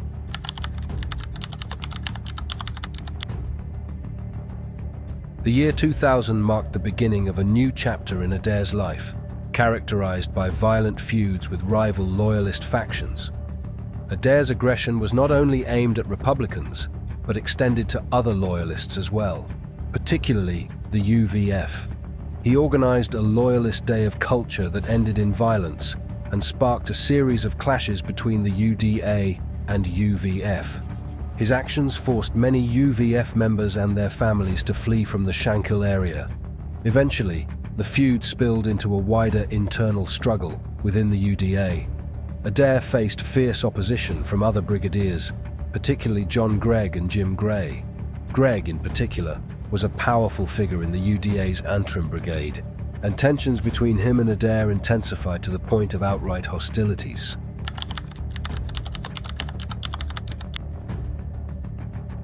Adair's downfall within the UDA came in 2002 when he attempted to seize control of the organization. His overt associations with criminal elements, particularly the drugs trade, angered many in the UDA, who saw his activities as dishonoring the organization's supposed ideals. In September 2002, the UDA's inner council formally expelled Adair. When he refused to back down, the UDA took drastic action, and his West Belfast Brigade became a pariah faction. In early 2003, Adair returned to prison, his early release license revoked due to his involvement in unlawful activities. Shortly afterward, the UDA launched a final decisive attack against Adair's supporters, effectively eradicating his faction's presence in Belfast. Adair's family and remaining loyalists fled to England, specifically to Bolton, where they lived in exile, isolated from the Northern Irish loyalist community.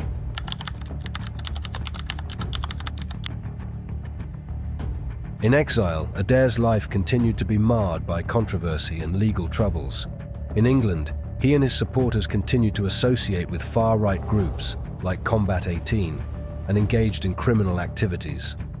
Adair faced repeated allegations of involvement in the drug trade, and his son, Jonathan, known as Mad Pup, was also arrested multiple times for drug offences. Despite his exile, Adair's legacy continued to haunt Northern Ireland. Even years after his departure, loyalist factions remained wary of his influence, and there were multiple attempts on his life by rival paramilitaries. In 2006, he received a large sum for a ghost-written autobiography, where he attempted to justify his actions and claim that his efforts were politically motivated rather than driven by criminal interests.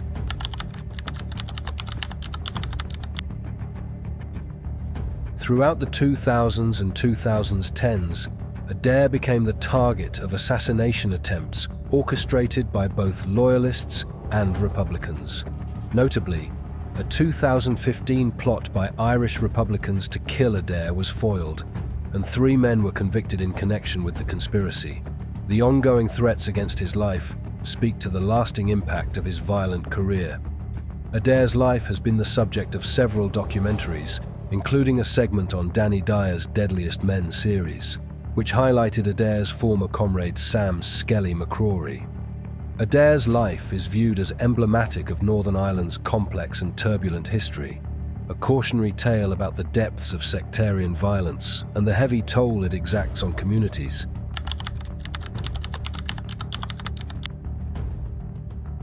Johnny Adair's story is one of intense violence, shifting loyalties, and a legacy that's been both condemned and romanticized within certain loyalist circles. Whether seen as a violent criminal, a loyalist freedom fighter, or a tragic figure caught in a broader conflict, Adair's actions have left a deep imprint on Northern Ireland. His life and legacy continue to be subjects of heated debate, underscoring the complexities of Northern Ireland's path to peace. Freddie Scappaticci, an Irish member of the IRA, was identified in the Canova report as a British intelligence informant with the codename Stakeknife. As part of the IRA internal security unit, Scappaticci played a significant role. In 2003, reports surfaced claiming that he had been working covertly for British intelligence as their highest-ranking agent within the IRA. However, both the IRA and Scappaticci publicly denied any collaboration with British intelligence. Born on January 12, 1946, in Belfast, Scappaticci was the son of Mary Murray and Danny Scappaticci, an Italian immigrant who arrived in the city in the 1920s. In 1970, Scappaticci was fined for riotous assembly during the early years of the Troubles. A year later, at 25, he was detained without trial at Long Kesh as part of Operation Demetrius. During his internment, he was held alongside future key Republican figures such as Ivor Bell, Gerry Adams, and Alex Maskey. Though he was a low-ranking member of the Provisional IRA at the time, he returned to work in construction after his release, where he later faced questioning from police regarding his involvement in a suspected tax fraud scheme.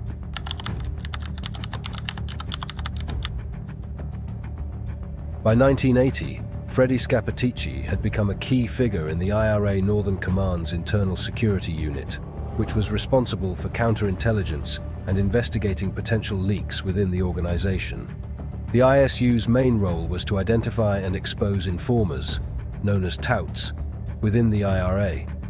Scappaticci played a critical role in investigating compromised operations and suspected informants. The ISU, also referred to as the Nutting Squad, gained notoriety for executing informers by shooting them in the back of the head. Scappaticci was linked to 18 killings carried out by the ISU, including the murders of 2 senior police officers and an alleged informer named Joe Fenton. When the allegations about his double role surfaced in 2003, Scappaticci, living in the Riverdale area of West Belfast at the time, claimed that he had left the IRA in 1990 to care for his ill wife. He denied any involvement with British intelligence and subsequently left Northern Ireland, entering witness protection. He reportedly lived in areas like Cheshire and Manchester, where his brother resided, and later moved to a gated community in London. There, he appeared in Westminster Court and was cleared of alleged sex offences. In 2017, Scappaticci briefly returned to Belfast for his 99-year-old father's funeral. His wife remained in Belfast, and from 2004 onwards they lived apart, though they reportedly stayed in contact and occasionally vacationed together until her passing in 2019. Around this period, Scappaticci was believed to be living in Guildford.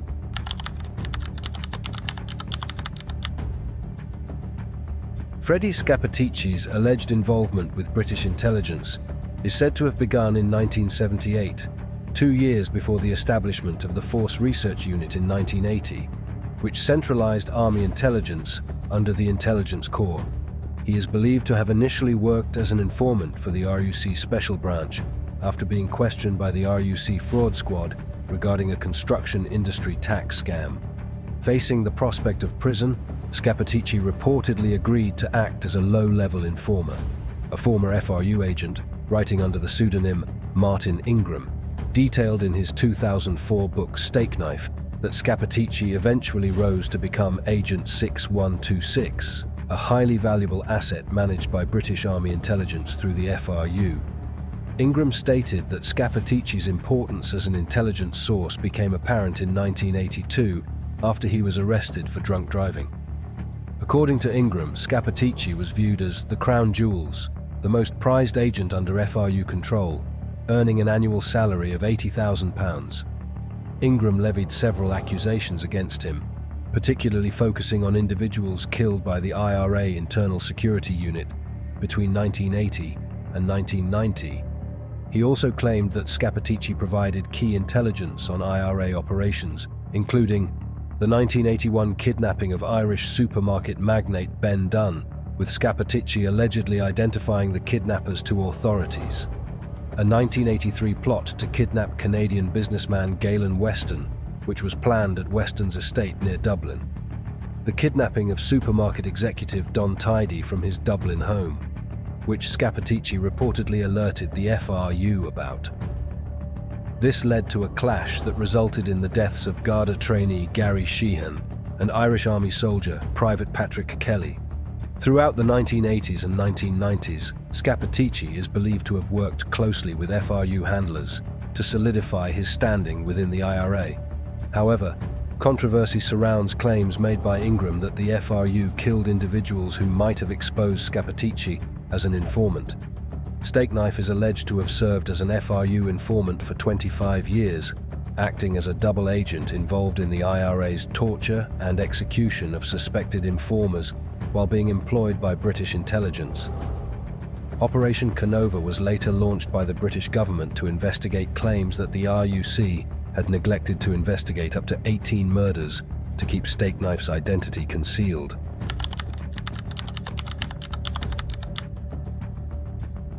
In 1987, Sam McCrory, a member of the UDA, murdered 66-year-old Francisco Notarantonio at his home in Ballymurphy, West Belfast. Notarantonio, a Republican sympathizer, was unknowingly targeted by the FRU as part of a scheme to divert attention away from Freddie Scappaticci. It is alleged that FRU agent Brian Nelson provided Notarantonio's name to the UDA in order to protect Scappaticci's identity. On May 11, 2003, the Sunday Herald, a Glasgow-based newspaper, publicly identified Scappaticci as Stakeknife, a British spy who had infiltrated the IRA at its highest levels for more than 2 decades. Scappaticci denied these allegations and unsuccessfully attempted to take legal action against the British government to force a public denial of his involvement as an agent. In February 2007, the Belfast Newsletter reported on a cassette recording, allegedly of Scappaticci, detailing the number of murders he was involved in through the IRA's Nutting Squad and his activities as a British Army agent. The recording had been handed over to the Police Service of Northern Ireland in 2004 and later passed to the Stevens Inquiry in 2005.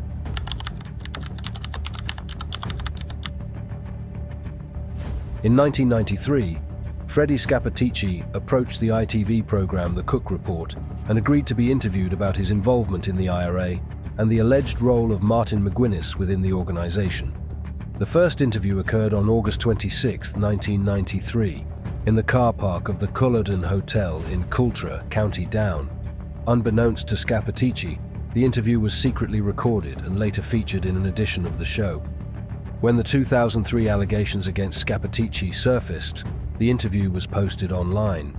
During the interview, Scappaticci provided detailed insights into the operations of the IRA's Northern Command, admitted to some of his activities within the organisation, and claimed that Martin McGuinness had been involved in the killing of Frank Hegarty.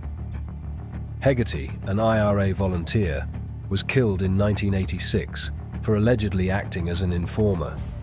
It was later suggested that Scappaticci was familiar with the circumstances of Hegarty's execution because, As a member of the IRA's internal security unit, he had participated in Hegarty's interrogation and killing, which related to a Libyan arms cache discovered by the Garda. According to Martin Ingram, Hegarty was an FRU agent, whom other members of the FRU had helped rise within the IRA to gain the trust of key figures.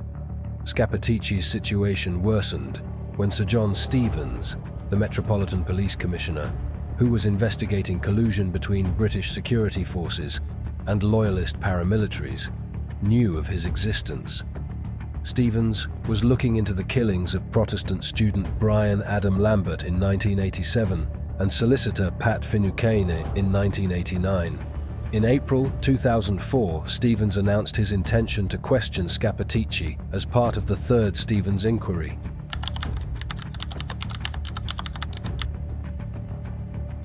A February 2007 report in the Belfast newsletter detailed a cassette recording, allegedly of Freddie Scappaticci, discussing his involvement in multiple murders through the IRA's Nutting Squad and his role as a British Army agent. The recording, submitted to the PSNI in 2004, was passed to the Stevens inquiry in 2005. It remains unclear whether this audio was connected to the Cook Report investigation. Various media reports about Scappaticci being Stakeknife contained inconsistencies. The Provisional IRA, however, reportedly accepted Scappaticci's denials and publicly suggested that claims he was a tout were a British government tactic to discredit Sinn Féin and the broader Republican movement. In January 2018, Scappaticci was arrested in connection with offences such as murder and abduction, but was later released on bail.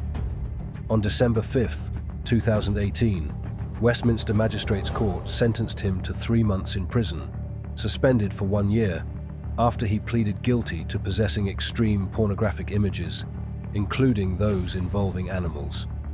The discovery of this material occurred during an investigation into serious crimes from the Troubles. In August 2024, Ian Livingston, former head of Operation Canova, revealed that MI5 had not disclosed all information it possessed regarding Stakeknife before the operation published its report earlier that year. Livingstone, along with John Boucher, the former head of Canova, had previously believed they had full access to MI5 files on Stakeknife. In a letter to key officials, including Secretary of State for Northern Ireland Hilary Benn and the head of MI5, Livingston expressed concerns about the hundreds of pages of undisclosed documents still under review, which could lead to new evidence or challenge findings from Operation Canova. The files, according to Livingston, were specifically related to Stakeknife, not other Canova investigations such as Denton. Sinn Féin MP John Finucane called it disgraceful and unsurprising that British intelligence had withheld information from the inquiry.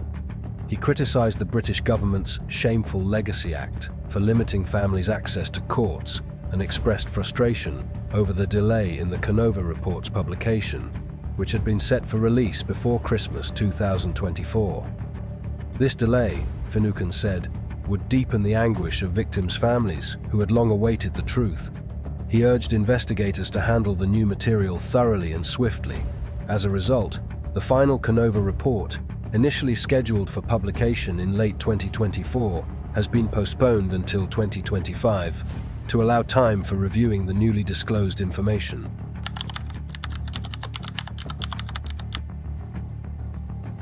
On April 11, 2023, it was announced that Freddie Scappaticci had passed away the previous week at the age of 77.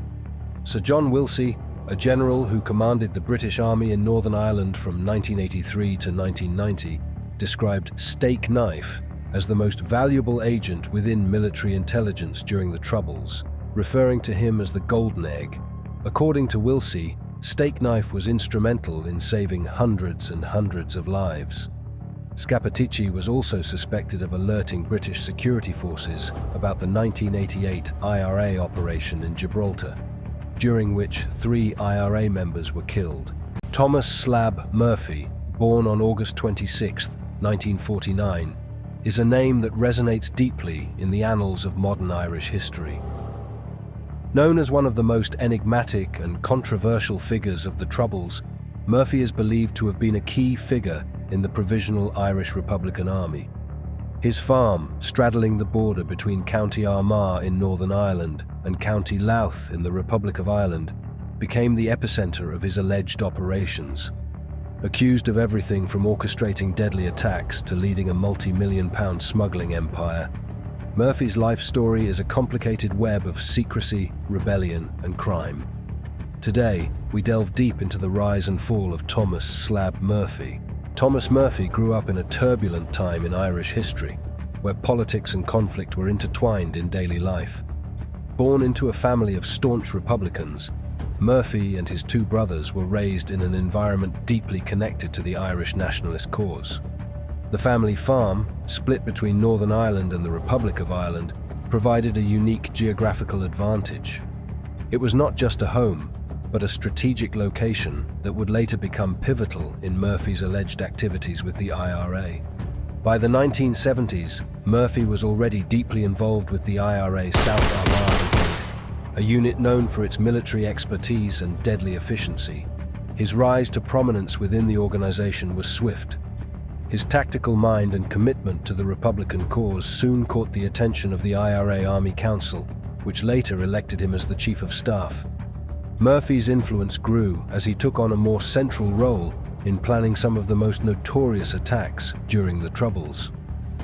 One of the most infamous incidents linked to Murphy was the 1979 Warren Point ambush, where 18 British soldiers were killed in a meticulously planned attack. On that same day, the Mullaghmore bombing claimed the life of Louis Mountbatten, 1st Earl Mountbatten of Burma, along with 3 others, including 2 children. Both attacks sent shockwaves through Britain and Ireland and cemented Murphy's reputation as a formidable figure in the IRA's militant wing. Throughout the 1980s, Murphy allegedly played a key role in the IRA international operations. Reports suggest that he was deeply involved in smuggling arms into Ireland, orchestrating the importation of massive stockpiles of weapons from Libya. Adrian Hopkins, a skipper who ferried these weapons to the IRA, later testified that Murphy had personally met a Libyan agent in Greece and facilitated the unloading of arms upon arrival in Ireland. This operation was one of the most significant arms smuggling efforts in the IRA history and underscored Murphy's importance within the organization.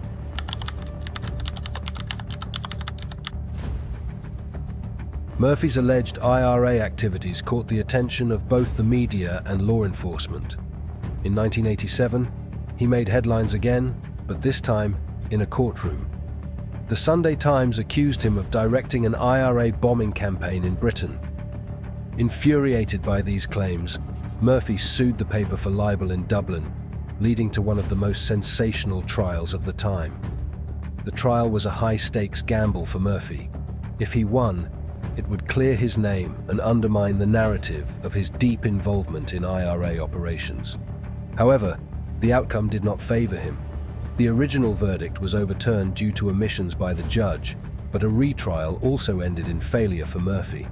During the retrial, several former IRA members, including Sean O'Callaghan and Eamon Collins, along with members of the Guards, Irish Customs, and British Army, testified against him. Collins, who later wrote a book detailing his experiences, was brutally murdered near his home, a crime that many believe was a direct consequence of his testimony against Murphy. Despite Murphy's denials, the jury ruled that he was indeed an IRA commander and a smuggler, a verdict that forever tainted his public image. The Sunday Times doubled down on its assertions, publishing statements from Adrian Hopkins, who detailed Murphy's involvement in the arms smuggling operations from Libya. The trial exposed a dark and complicated side of Murphy's life, painting him as a central figure in both the IRA's militant and criminal activities.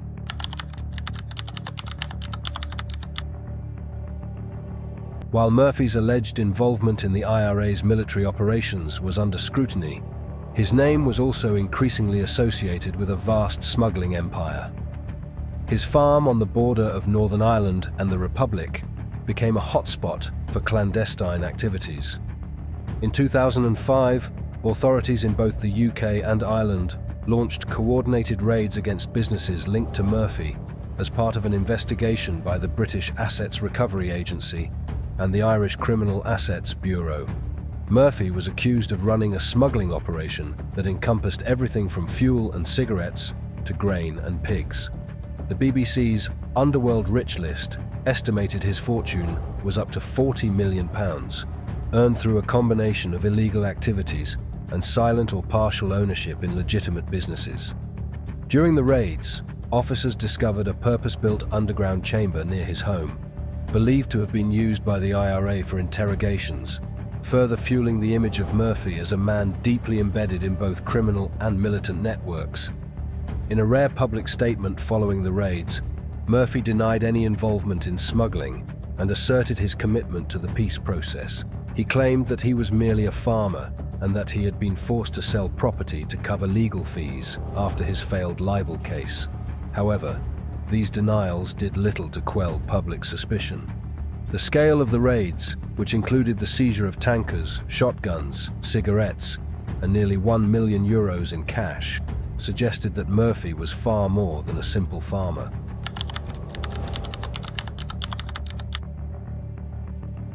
The major turning point came on March 9, 2006, when a massive operation involving police, soldiers, and customs officials from both sides of the border led to a series of dawn raids on Murphy's properties. The sheer scale of the operation underscored the seriousness with which authorities viewed Murphy's alleged activities. During the raid, they uncovered 4 diesel laundering facilities, networks of underground storage tanks, and seized a fleet of tankers, computers, and documents. The raids also had a significant political fallout.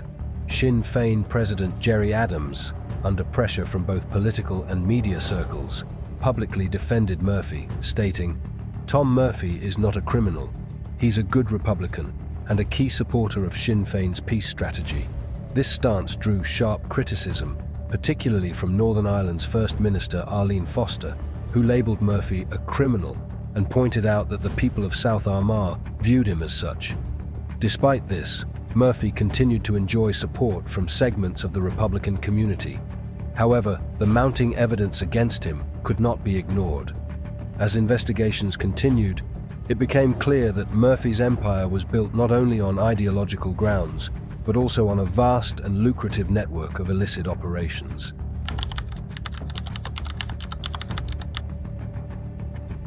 Murphy's criminal career took a dramatic turn when he was convicted not for terrorism or smuggling, but for tax evasion. Following a lengthy investigation by the Criminal Assets Bureau, a Dublin court found Murphy guilty on 9 charges of tax evasion in December 2015. The trial, which lasted 9 weeks, took place under anti-terrorist legislation, due to fears that witnesses and jurors might be intimidated. Murphy was found guilty of failing to file tax returns on income derived from his cattle farming between 1996 and 2004. His defense claimed that he was a legitimate farmer, but the evidence presented showed otherwise. Documents, diaries, and ledgers found during the raids painted a different picture, one of a man deeply involved in undeclared financial dealings. In February 2016, Murphy was sentenced to 18 months in prison without any suspension of his term. He was immediately transferred to Portlaoise Prison, Ireland's highest security prison reserved for terrorists and serious gangland criminals. The severity of his imprisonment, under a heavily armed Guards and Irish Army escort, was a clear indication of the danger Murphy was still perceived to represent. Despite appealing his conviction in November 2016, Murphy's efforts were unsuccessful. The Court of Appeal dismissed his case on all grounds, affirming that his activities had indeed breached the law. By January 2017, Murphy was moved to a low-security prison, Laughan House, where he awaited his release in April 2018.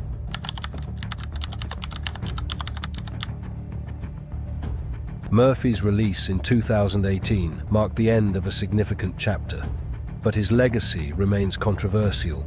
For many, he embodies the complexities of the Troubles, a man who stood as a symbol of resistance for some, but as a ruthless criminal for others.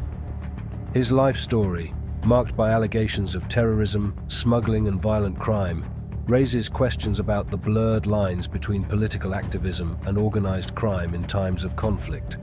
Reports suggest that Murphy had become disillusioned with the peace process in Northern Ireland, falling out with Sinn Féin and distancing himself from mainstream Republican politics.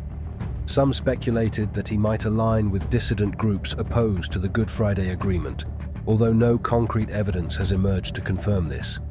Murphy's life remains a stark reminder of the turbulent history of Northern Ireland and the Republic, where political ideology, crime and conflict have often intertwined. His conviction for tax evasion, while seemingly a mundane end for such a notorious figure, underscores the challenges authorities face in bringing powerful and secretive figures to justice.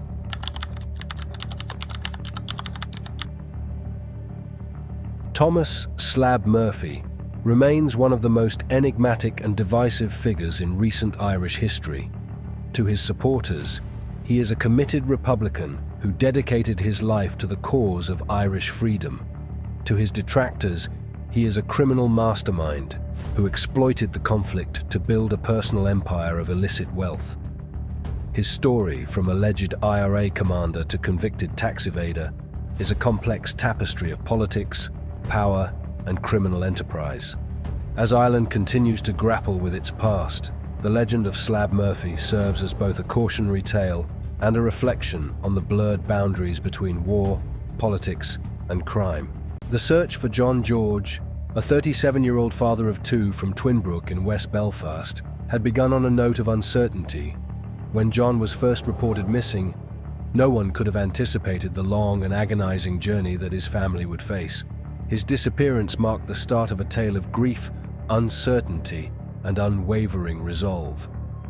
John, also known as John Hardy, had traveled to Spain in early December for what he described as a straightforward holiday. He was supposed to drive from Alicante to Benidorm, a popular tourist destination. The plan seemed simple enough, just a few days of rest. But after a brief conversation with his family on December 14th, in which he mentioned he was still planning to visit Benidorm, John stopped communicating altogether. He was due to return to Belfast on December 18th, but when he failed to check in for his flight, alarms were raised. What had started as a trip to unwind now became a worrying mystery. The George family had no idea where John had gone or why he had stopped responding. Days passed, and the fear grew.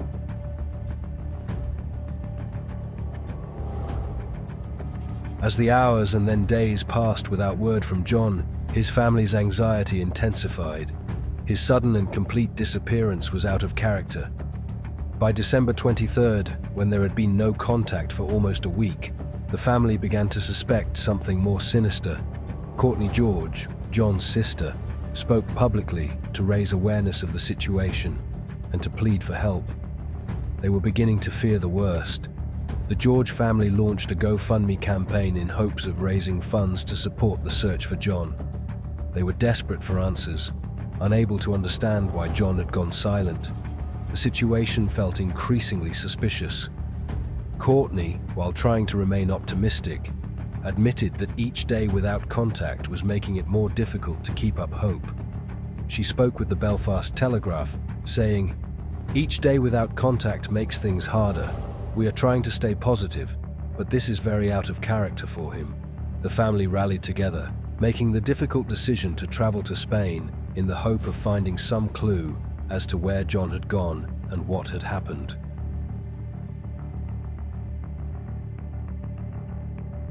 By Christmas Eve, a chilling video surfaced on social media.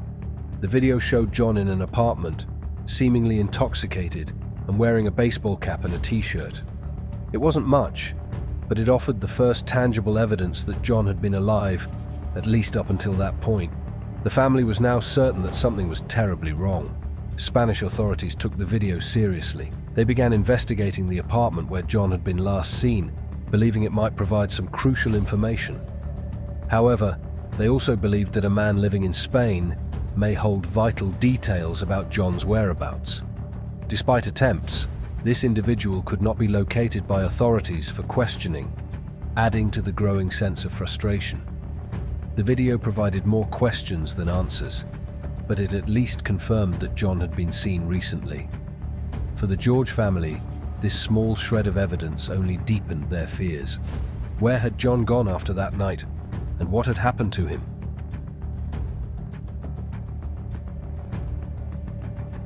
By the time the investigation moved into late December, the situation had taken a darker turn. Spanish authorities sealed off the apartment in which John had last been seen, treating it as a crime scene. 2 men who had been present during John's stay at the apartment were questioned, but no arrests were made at that time. John's father came to the heartbreaking realization that it was likely his son was dead. "I just don't think he's coming home," he said. His words reflected the growing despair within the family. It was becoming increasingly clear that they weren't just dealing with a missing person case, they were facing the loss of their loved one. Courtney, in an interview with the Sunday Life, also began to voice her fears that John had been murdered and that his body was being hidden.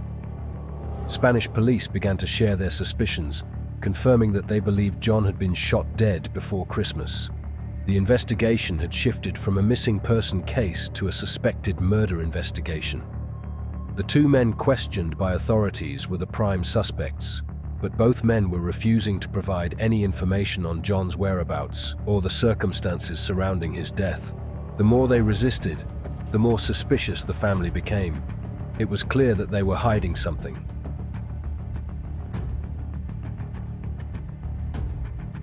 The family's resolve only hardened as the investigation continued. They refused to return home without knowing what had happened to John.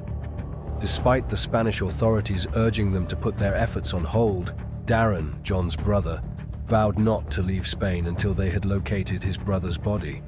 Meanwhile, Spanish police were making progress.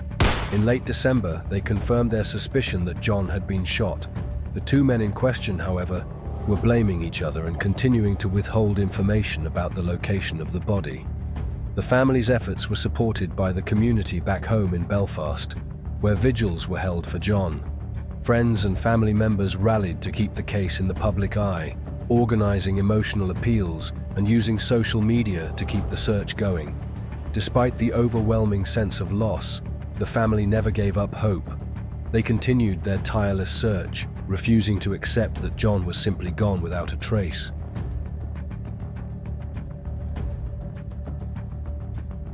As the investigation progressed into the new year, new twists emerged. One of the suspects in the case, who had been linked to John's disappearance, skipped Spain and returned to Northern Ireland. What made the situation even more unnerving was that he had traveled on the same flight as John's partner. This development raised more questions about the level of involvement the suspects had in John's disappearance. At the same time, a young woman who had been with John prior to his disappearance came forward, posting a video online in which she denied any involvement in the incident. She stated that she had provided all the information she knew to Spanish authorities, but it did little to calm the growing suspicion surrounding the case. The family was left reeling from the confusion and the continuing lack of answers.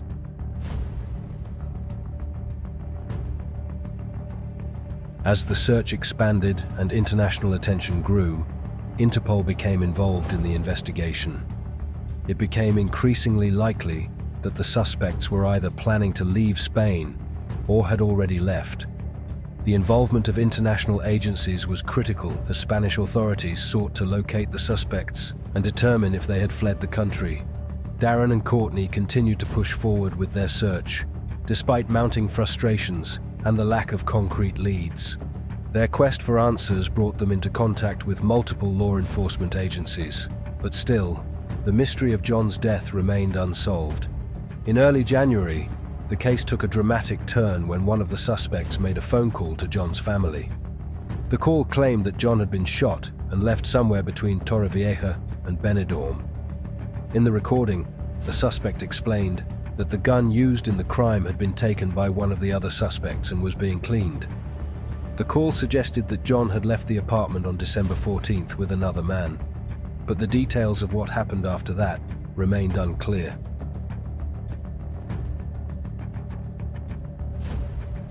Finally, after weeks of searching, Spanish authorities located a body they believed to be John's.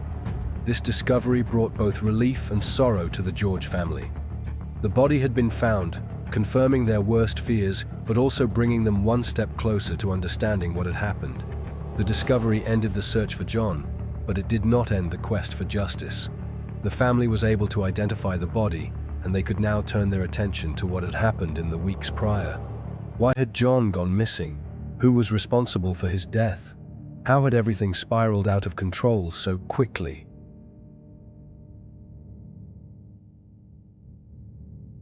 Despite the discovery of the body, the search for justice continued. The two suspects remained under investigation, but it was still unclear whether they would face charges. The investigation into the circumstances surrounding John's death was ongoing, with Spanish and Northern Irish authorities working together to piece together the final details of the case. The family are resolute. They refused to give up until those responsible for John's death were held accountable. For them, the discovery of the body was just the beginning of the process. They still had to understand what happened to their loved one, and they were determined to find justice for him.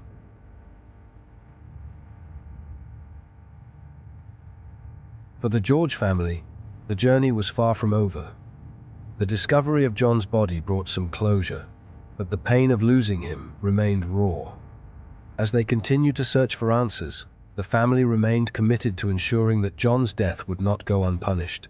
They had traveled far, both physically and emotionally, but their fight for justice would not end until they had the truth. Their journey was one of unimaginable sorrow, but their determination to seek justice for John remained unshaken. Michael Stone remains one of the most controversial and divisive figures in the history of Northern Ireland's Troubles. His name has become synonymous with the violent methods loyalist paramilitaries used in their fight to preserve Northern Ireland's union with Britain. Stone's life story, characterized by violent actions, imprisonment, and attempts at reinvention, offers a glimpse into the political, social, and personal complexities of a man whose actions continue to polarize opinion. His story also serves as a stark example of how the deep divides of sectarian conflict can shape an individual's destiny, leaving behind legacies of violence, bitterness, and unhealed wounds.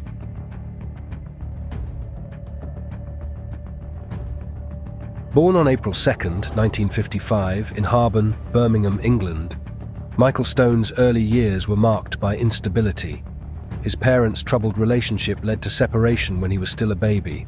His father, Cyril Alfred Stone, was away serving in the Merchant Navy, and his mother, Mary Bridget O'Sullivan, left the family shortly after Michael's birth.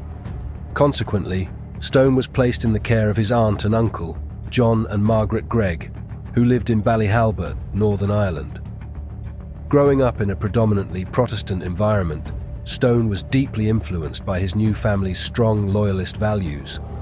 However, he faced an internal struggle as he also grew aware of his mother's Catholic heritage. Though baptized into the Church of Ireland, Stone felt a connection to his Catholic roots, and this dual identity became a source of tension throughout his life. While his upbringing with the Greggs provided him with stability, his awareness of his mixed heritage would later contribute to a profound inner conflict. In 1959, the Greggs moved to the Branniel housing estate, located on the outskirts of Belfast, a place where tensions between the Catholic and Protestant communities were reaching new heights. The Troubles had begun to take shape, and the violence that would define Northern Ireland's political landscape for the next few decades began to spread. Stone's school years were marked by frequent conflicts and poor academic performance. He was eventually expelled from Lisnasharrow Secondary School at age 15 for repeated fighting, a sign of his growing aggression and sense of alienation from the society around him.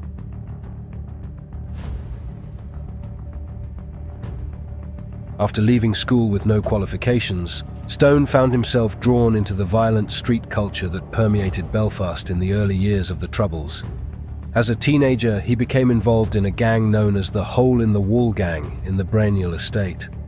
Initially, the gang had a mix of Catholic and Protestant members, but as sectarian tensions deepened, the group fractured, with Stone choosing to align himself more firmly with the Protestant loyalist cause. This moment marked the beginning of Stone's commitment to loyalism and set him on the path toward paramilitary involvement. By 1971, Stone had joined the Tartan gangs, informal Protestant groups that engaged in acts of vandalism, intimidation, and occasional violence against Catholic communities. These gangs acted as a precursor to the more organized and militarized paramilitary groups that would later dominate the conflict. They helped shape the mindset of young men like Stone, who were ready to take up arms in defense of their community's identity and position within Northern Ireland. Stone's violent tendencies caught the attention of Tommy Heron, a key figure in the Ulster Defence Association, UDA, one of the largest loyalist paramilitary organisations in Northern Ireland. Heron recruited Stone in 1972, marking the beginning of his full-fledged involvement in the paramilitary world. As a new recruit, Stone was subjected to a brutal initiation process, including an order from Heron to kill a dog as a display of loyalty. Stone's compliance solidified his position within the UDA and began his descent into a world of escalating violence.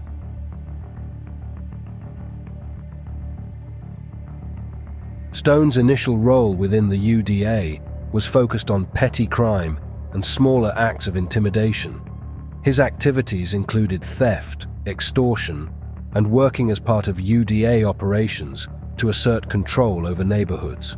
One early incident saw Stone arrested for attempting to steal weapons from a sporting goods store in Commer. While minor, the incident highlighted the blurred line between criminal activity and paramilitary operations during the early stages of the Troubles. However, after the assassination of Tommy Heron in 1973, the UDA's Brainial unit began to fragment, leaving Stone with a sense of disillusionment and no clear purpose within the organization. This sense of uncertainty led to a period of drifting as Stone began to question the direction and leadership of the group. His frustration at the lack of strategic focus within the UDA would fuel his eventual decision to seek a more direct and violent role in the conflict.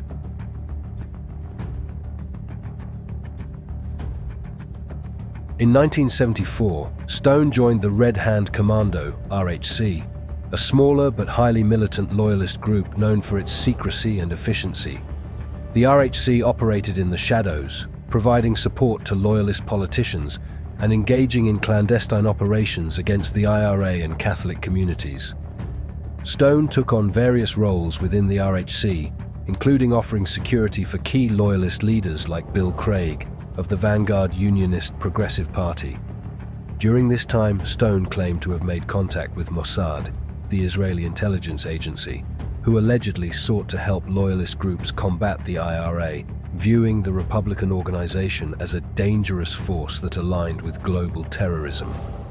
Although these claims remain unsubstantiated, Stone's narrative reflects the complex and international dimensions of the Troubles, where alliances and enmities crossed national borders. Despite his involvement in the RHC, Stone grew frustrated with the group's inactivity, which led him to rejoin the UDA by the mid-1980s.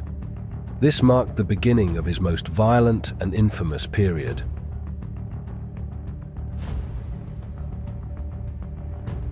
When Stone returned to the UDA, it wasn't long before he became part of a specialized unit tasked with eliminating Republican figures.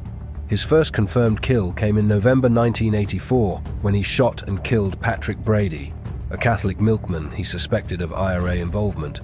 Though no evidence ever substantiated the claim that Brady was linked to the IRA, Stone's actions marked the beginning of a brutal campaign of targeted killings. Over the following years, Stone became notorious for his meticulous planning, ability to disguise himself, and his unflinching violence. His reputation as a loyalist assassin grew, and while some within the loyalist community hailed him as a hero, others began to criticize his recklessness and the collateral damage caused by his actions. For Stone, these assassinations were not just acts of political violence. They were personal missions aimed at defending his community and its place within Northern Ireland.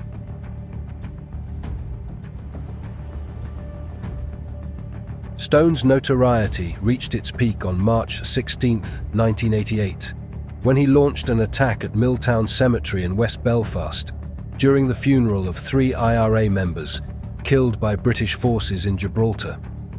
Armed with grenades, handguns, and knives, Stone attacked the mourners, killing 3 people and injuring more than 60 others. The attack caused panic and confusion as Stone was chased through the cemetery by enraged mourners. He was eventually apprehended, beaten by the crowd, and arrested by the police. The Milltown attack shocked both Loyalists and Republicans alike. While some Loyalists saw Stone as a hero, others believed that the attack had been reckless and damaging to the Unionist cause. For many, it represented the extreme lengths to which Stone and others were willing to go in their fight against republicanism.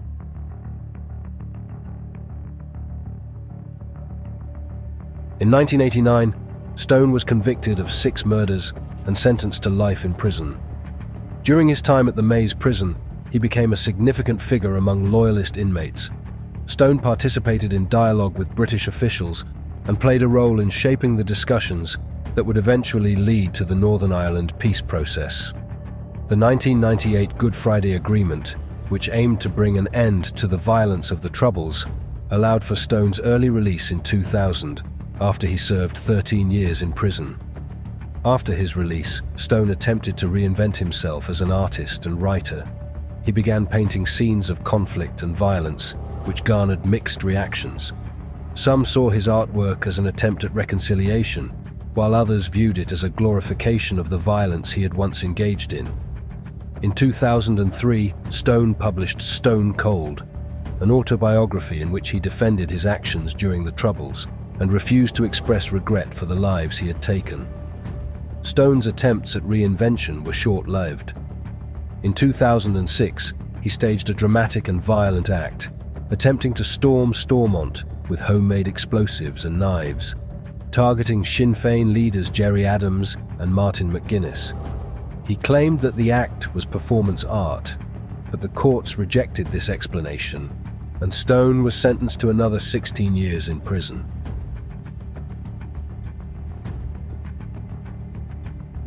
Stone's life continues to provoke debate. Some Loyalists view him as a hero and defender of Protestant Ulster, while others believe his actions only served to prolong the suffering and division caused by the Troubles. For many, Stone's story is a stark reminder of the destructive power of sectarianism and the human toll of political violence. Michael Stone's legacy is complex and polarizing, embodying the tragic consequences of Northern Ireland's violent past. His unapologetic stance and the dramatic actions that defined his life continue to stir emotions, raising important questions about the personal cost of political violence and the challenges of reconciliation. An Garda Síochána investigating the disappearance of Keane Mulready Woods have had it confirmed by Forensic Science Ireland that partial human remains discovered at Moatview Drive, Priorswood, Coolock, on Monday the 13th of January 2020 are those of Keane Mulready Woods. Keane is a 17-year-old juvenile. He disappeared on Sunday, the 12th of January, and parts of his remains have now been discovered. This is a brutal, savage attack on a child, and is completely unacceptable in any normal democratic society. On the night of January 13th, 2020, in a quiet neighbourhood in North Dublin, Republic of Ireland, a man was startled by the sound of police cars speeding past his house around 10 p.m. Curious, he ventured outside and noticed a sports bag abandoned on the ground nearby. Initially, he assumed it might belong to someone who had dropped their gym equipment. However, given the recent commotion of sirens, he couldn't dismiss the possibility of something more serious, like drugs or stolen goods, hidden inside. As he picked up the bag, he was struck by its unusual weight, far heavier than what one would expect from typical gym gear. Deciding to investigate further, he brought it into his home and cautiously unzipped it. What he uncovered inside would haunt him forever. Human limbs, both legs and arms, neatly packed within the bag. The shock of his discovery overwhelmed him, prompting screams that alerted the neighbors, who promptly called the authorities. Among the grisly contents, there was an additional unsettling detail: a pair of flip-flop shoes. Though seemingly insignificant at first glance, this detail would prove crucial in the subsequent investigation, taking on unexpected significance as the case unfolded. Let's delve into it. The day prior to the chilling discovery in North Dublin, 17-year-old Keane Mulready Woods made a phone call to his mother, requesting she leave money out for a taxi upon his anticipated return home later that night. Tragically, Keane would never make it back home. Hailing from Drogheda, a town approximately 50 miles away from the site where the bag containing human limbs was found, Keane had his own ties to the unfolding events. Following the grim revelation, Keane's sister took to her Facebook page to issue a heartfelt appeal for information. Concern gripped the family, particularly considering the dangerous atmosphere prevailing in Drogheda due to an ongoing drug feud. Despite his tender age, Keane found himself embroiled in the turmoil. In the days leading up to his disappearance, Irish law enforcement had even issued warnings to the teenager, cautioning him about threats to his life after a local criminal posted a menacing video on social media, vowing to end his life. Despite his youth, Keane Mulready Woods had already become entrenched in criminal activities. Describing his associations as merely bad company would be a significant understatement. The criminal underworld of Drogheda witnessed a schism in 2017, dividing into rival factions in a violent struggle for dominance over the illicit drug trade. Keane found himself aligned with one of these factions, enticed by the allure of quick wealth and status. Within the gang, Keane assumed a role often associated with intimidation and enforcement. Reports suggest he acted as an enforcer, employing tactics to coerce individuals indebted to the gang into paying their dues. Incidents such as vandalizing property and resorting to threats against individuals and their pets were attributed to him. In one disturbing account, a woman recounted to authorities how Keane had visited her residence, demanding payment to settle her son's drug debt, and went as far as threatening harm to her pets if she refused.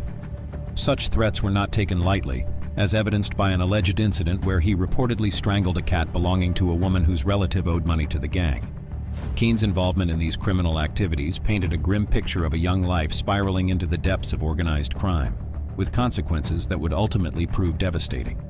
By December 2019, the Drogheda drug feud had already exacted a heavy toll, claiming 2 lives and instilling widespread fear among residents through a series of shootings and arson attacks targeting both vehicles and properties.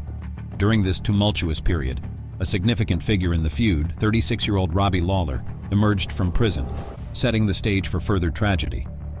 Lawler's reputation preceded him, boasting a criminal record tallying over 100 convictions and suspected involvement in multiple homicides. He was renowned for his volatile temper and penchant for violence, commanding fear from allies and adversaries alike. Shortly after his release, Lawler found himself embroiled in a confrontation outside a gym, allegedly involving a group of young men, among whom Keane Mulready Woods was purportedly present. The altercation escalated into a physical assault on Lawler, during which his flip-flops were stolen by the assailants. Subsequently, images surfaced on social media depicting the attackers flaunting Lawler's stolen footwear, a humiliation likely to have deeply wounded Lawler's pride. In response to this perceived affront, Lawler would unleash a wave of brutality that would reverberate throughout Irish society, plunging it into a state of shock and disbelief. Just over a day following the harrowing discovery of human remains tucked inside a sports bag in Dublin's north side, the fire brigade received a call regarding a burning vehicle in Drumcondra, a mere 5 kilometers away from the initial find. By this time, the identified remains had been confirmed as belonging to none other than 17-year-old Keane Mulready Woods. As firefighters extinguished the flames engulfing the car, they made a grim discovery: a human head and a pair of hands concealed within. Detectives had little doubt that these newly uncovered remains also belonged to Keane, further deepening the tragedy of his fate. Keane's funeral took place on February 13th, where the presiding priest reflected on the young man's untimely demise. He portrayed Keane as a naive victim ensnared by the wrong influences, ignorant of the dire consequences that awaited him. The priest condemned Keane's murder as an act of sheer malevolence and decried the role of casual drug users in perpetuating gang violence by sustaining the demand for narcotics. Despite the funeral proceedings, Keane's torso remained missing, intensifying the mystery surrounding his death. It wasn't until April 1st, 2021, more than a year after his murder, that his torso was finally uncovered amidst overgrown foliage on a waste ground in Drogheda. The concealed nature of the torso's disposal led to speculation that Keane may have suffered a fatal blow to his torso before being dismembered, suggesting a deliberate effort by his killers to obscure the precise details of his demise from authorities. Right from the outset, suspicion swirled around Robbie Lawler as the prime suspect in Keane's murder. The police inquiry into the tragic event led investigators to the doorstep of Gerard Mackin, a resident of Drogheda. Examination of mobile phone records unveiled a crucial connection. On the day of his death, Keane had received a call at 5:57 p.m. from a known criminal figure, Paul Crosby, a close associate of Lawler. Shortly after this call, Keane hailed a taxi to Ballsgrove in Drogheda, where he rendezvoused with Crosby. Together, they were transported to a residence in Rathmullen by Gerard Cruz. During questioning, Cruz maintained that there appeared to be no hostility between Keane and Crosby during their journey. McKenna, when interviewed by detectives, adamantly asserted his absence during Keane's murder and dismemberment within his home. According to McKenna, upon his return, he was greeted by a grisly scene of bloodshed, allegedly orchestrated by Lawler himself. Fearful of defying Lawler's commands, McKenna complied with the order to clean up the aftermath, cowed into submission by Lawler's menacing presence. As the authorities closed in on Robbie Lawler, his own life was abruptly ended by gangland violence on April 4, 2020 in Belfast, Northern Ireland. With Lawler's demise, the possibility of uncovering the full truth behind Keane Mulready Wood's fate appeared to vanish. Rumors swirled regarding the existence of a comprehensive video documenting Keane's torture, murder, and subsequent dismemberment. Although such gruesome footage remained something I personally had no desire to witness. In the wake of the investigation, Gerard Mackin received a 4-year prison sentence for his role in facilitating Keane's murder. Likewise, the individuals responsible for luring Keane to his tragic demise, Gerard Cruz and Paul Crosby, were handed sentences of 7 and 10 years, respectively. Despite these legal actions, no one has yet been convicted of Keane's murder, though suspicions linger heavily on the now-deceased Robbie Lawler as the likely perpetrator and dismemberer of the young boy. During the highly anticipated Manchester Derby on October 2, 2022, Sean Fox, accompanied by his uncle and 2 children, watched the game at the Donegal Celtic FC Social Club in West Belfast. As the atmosphere buzzed with excitement for the clash between Manchester United and Manchester City, led by Erik ten Hag, tension mounted. Unbeknownst to most, except Sean and his family, the event took a horrifying turn at 2:30 p.m. when 2 unidentified men, suspected to have ties to dissident groups, stormed the club and fatally shot Sean with 20 bullets, leaving witnesses shocked and emergency services unable to save him. The police, diligently investigating the incident, pursue various leads and strongly believe that several factions of dissident Republicans are responsible for Sean's tragic murder. Despite no official claims of responsibility, prior warnings from law enforcement about threats to Sean's life, linked to allegations of involvement with the Marbella crew, raised suspicions. Sean vehemently denied any association with drug dealing on Facebook in 2021, addressing rumors about his wealth and condemning those spreading falsehoods.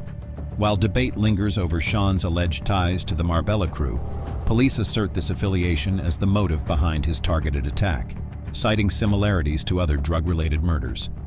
Law enforcement maintains the involvement of the same groups in all 6 incidents, suggesting a coordinated effort. Sean Fox, according to law enforcement, was taken out by the dissident death squad. Who were the other 5? Let's delve into it. During the highly anticipated Manchester Derby on October 2, 2022, Sean Fox, accompanied by his uncle and 2 children, watched the game at the Donegal Celtic FC Social Club in West Belfast. As the atmosphere buzzed with excitement for the clash between Manchester United and Manchester City, led by Erik ten Hag, tension mounted. Unbeknownst to most, except Sean and his family, the event took a horrifying turn at 2:30 p.m. when 2 unidentified men, suspected to have ties to dissident groups, stormed the club and fatally shot Sean with 20 bullets, leaving witnesses shocked and emergency services unable to save him. The police, diligently investigating the incident, pursue various leads and strongly believe that several factions of dissident Republicans are responsible for Sean's tragic murder. Despite no official claims of responsibility, prior warnings from law enforcement about threats to Sean's life, linked to allegations of involvement with the Marbella crew, raised suspicions. Sean vehemently denied any association with drug dealing on Facebook in 2021, addressing rumors about his wealth and condemning those spreading falsehoods. While debate lingers over Sean's alleged ties to the Marbella crew, police assert this affiliation as the motive behind his targeted attack, citing similarities to other drug-related murders. Law enforcement maintains the involvement of the same groups in all 6 incidents, suggesting a coordinated effort.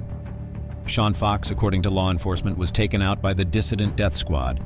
Who were the other 5? Let's delve into it. During the highly anticipated Manchester Derby on October 2, 2022, Sean Fox, accompanied by his uncle and 2 children, watched the game at the Donegal Celtic FC Social Club in West Belfast. As the atmosphere buzzed with excitement for the clash between Manchester United and Manchester City, led by Eric Ten Hag, tension mounted. Unbeknownst to most, except Sean and his family, the event took a horrifying turn at 2:30 p.m. when 2 unidentified men, suspected to have ties to dissident groups, stormed the club and fatally shot Sean with 20 bullets, leaving witnesses shocked and emergency services unable to save him. The police, diligently investigating the incident, pursue various leads and strongly believe that several factions of dissident Republicans are responsible for Sean's tragic murder. Despite no official claims of responsibility, prior warnings from law enforcement about threats to Sean's life, linked to allegations of involvement with the Marbella crew, raised suspicions. Sean vehemently denied any association with drug dealing on Facebook in 2021, addressing rumors about his wealth and condemning those spreading falsehoods. While debate lingers over Sean's alleged ties to the Marbella crew, police assert this affiliation as the motive behind his targeted attack, citing similarities to other drug-related murders. Law enforcement maintains the involvement of the same groups in all 6 incidents, suggesting a coordinated effort. Sean Fox, according to law enforcement, was taken out by the dissident death squad. Who were the other 5? Let's delve into it. If we go back to December 4th, 2018, specifically around 3:30 p.m., we encounter the first incident linked to the series. Jim Donegan, purported to be a cocaine distributor and a close associate of Sean Fox, was waiting in his £80,000 Porsche outside St. Mary's Grammar School on Glen Road, West Belfast, to pick up his son.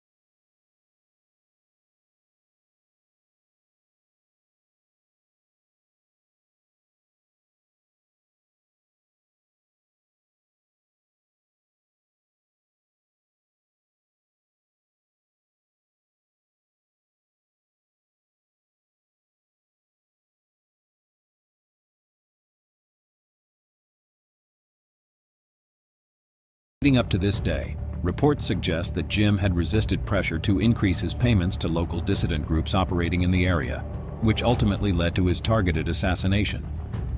While several individuals have been apprehended in connection to Jim Donegan's murder, the actual shooter has yet to face formal charges from law enforcement.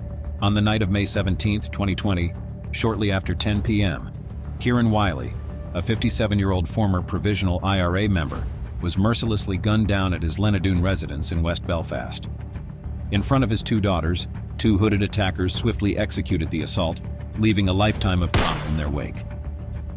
Despite prompt emergency response, Kieran tragically succumbed to his injuries, having been shot in the torso and fatally in the head.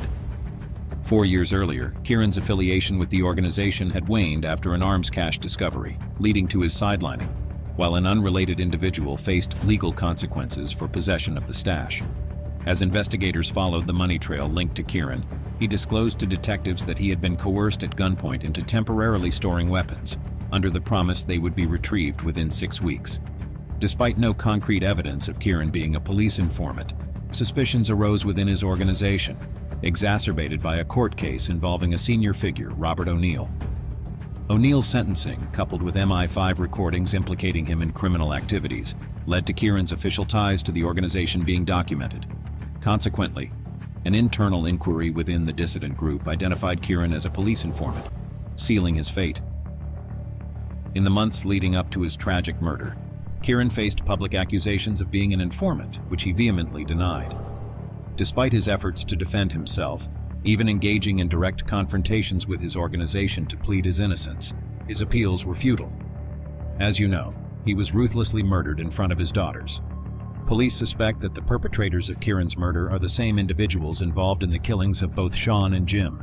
On June 27, 2020, at approximately 12:20 p.m., CCTV footage captured 28-year-old Warren Crossan being pursued by 2 gunmen near his mother's residence in Rodney Parade, West Belfast.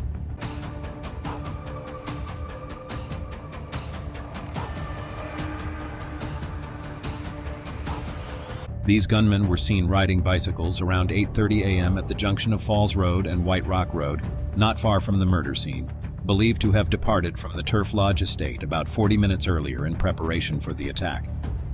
Upon Warren's emergence, the gunmen initiated pursuit, and as they reached St. Catherine's Road, he sustained multiple gunshot wounds, tragically perishing at the scene, believed to be retribution for his alleged involvement in orchestrating the assassination of Dublin crime boss Robbie Lawler in Belfast 2 months prior. Lawler's notoriety had garnered global attention in 2020 due to his association with the disappearance and murder of 17-year-old Keane Mulready Woods. As a result, Robbie had already been implicated in numerous homicides due to ongoing conflicts between his organization and rival factions.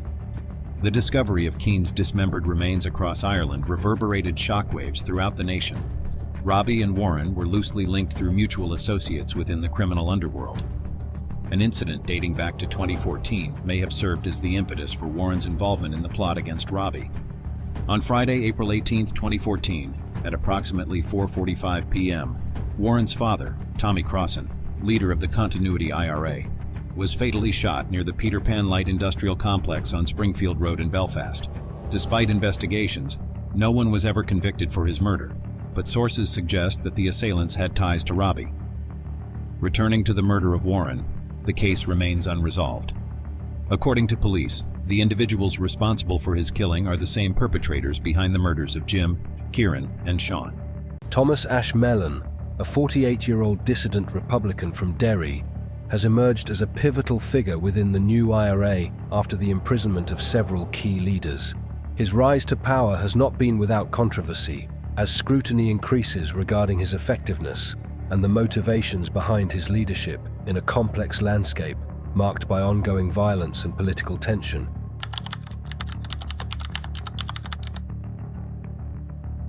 Mellon grew up steeped in the Republican ideology prevalent in Northern Ireland, deeply influenced by a familial legacy that intertwines with past paramilitary activities.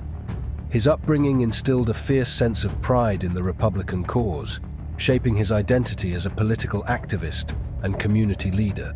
Following the arrests of high-ranking new IRA figures involved in a significant MI5 operation known as Operation Arbatia, which led to charges against 9 individuals for directing terrorism, Mellon stepped into a leadership role. His elevation came at a time when the organization faced existential threats, necessitating a figure to rally the remaining members. However, since taking charge, Mellon has confronted a multitude of challenges that have led to doubts about his capabilities. His leadership has been punctuated by a series of operational failures that have raised eyebrows, and questions about his ability to command respect and loyalty from within the ranks. Sources within the organization suggest that Mellon struggles to inspire confidence, particularly among seasoned members who have witnessed more effective campaigns in the past.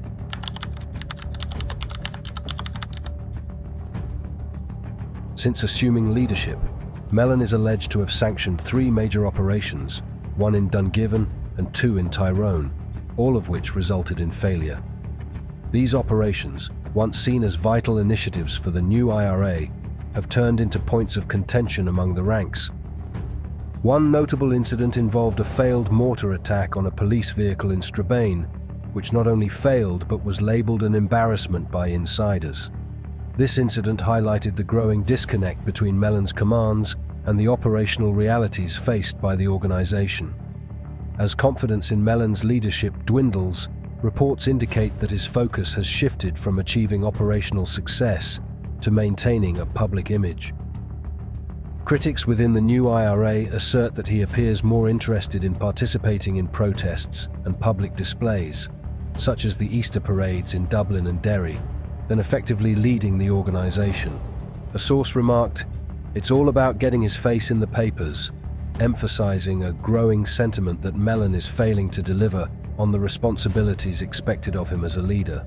The perception that Mellon is primarily focused on self-promotion rather than substantive action has led to increasing frustration among committed members of the new IRA. This has sparked discussions about the future direction of the organisation, as many question whether they can rely on his leadership to achieve their goals in a tumultuous political climate.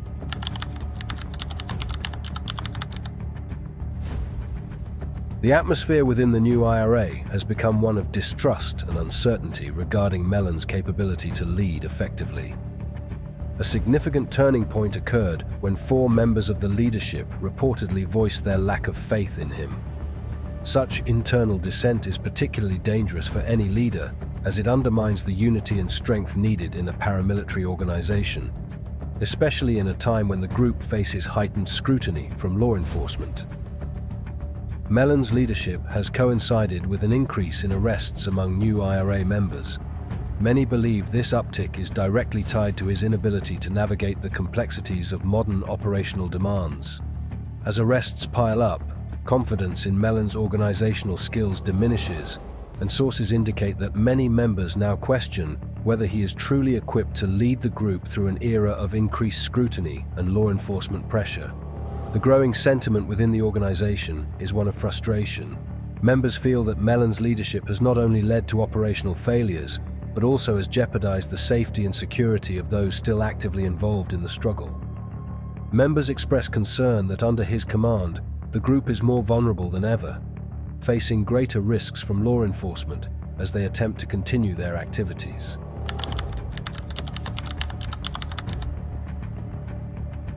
Mellon's legal troubles have further compounded his difficulties as a leader. Recently, he faced charges for breaching anti-terrorism legislation after crossing the border into the Republic of Ireland to purchase diesel at a garage that straddles both sides of the border. Specifically, the prosecution noted that he crossed the border without permission, which he is prohibited from doing under the anti-terrorism legislation. Mellon admitted to the breach in Derry Magistrates Court and received a conditional discharge for a period of 12 months. This incident has sparked conversations about how the law treats individuals in the context of the ongoing conflict. Many within the Republican community view Mellon's legal issues as a reflection of the broader societal struggles faced by individuals living in areas heavily affected by policing and military presence. The complexities of cross-border activities in a post-Brexit landscape have made it even more challenging for those engaged in dissident activities to navigate legal boundaries, raising questions about fairness and the ongoing impact of conflict on daily life. As public attention grows, there are fears that Mellon's legal challenges will further tarnish the reputation of the new IRA and fuel negative perceptions of the organization among both the public and potential recruits. This situation adds pressure on Mellon to not only prove his leadership capabilities, but also to manage the organization's image amidst increasing scrutiny.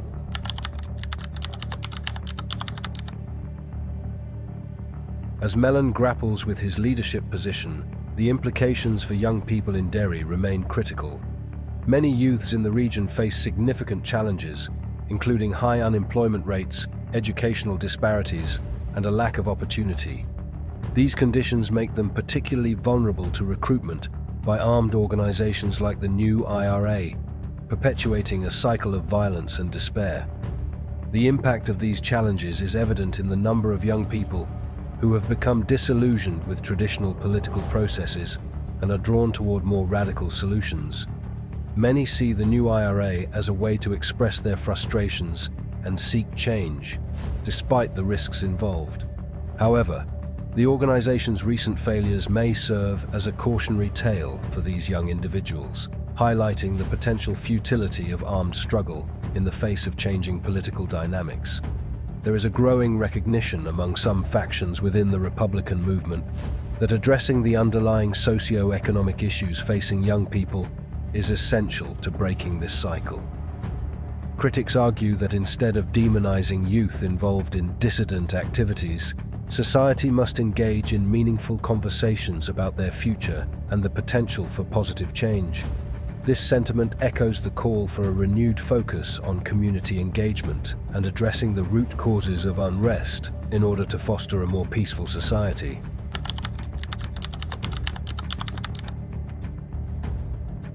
Thomas Mellon's story is emblematic of the ongoing struggles within the new IRA and the broader challenges faced by the Republican movement. His leadership, marked by operational failures, legal troubles, and internal dissent, raises critical questions about the future of dissident republicanism. As the younger generation grapples with socio-economic challenges, the choices made by Mellon and his contemporaries will profoundly impact the community's future. The hope remains that through dialogue and positive engagement, a more peaceful and prosperous future can be realized for all, moving away from the shadows of the past.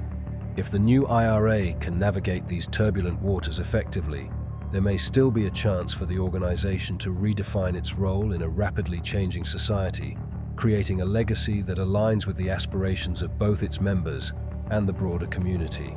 Alan Ryan's story begins in the turbulent environment of North Dublin, where he emerged as a prominent figure in the real IRA.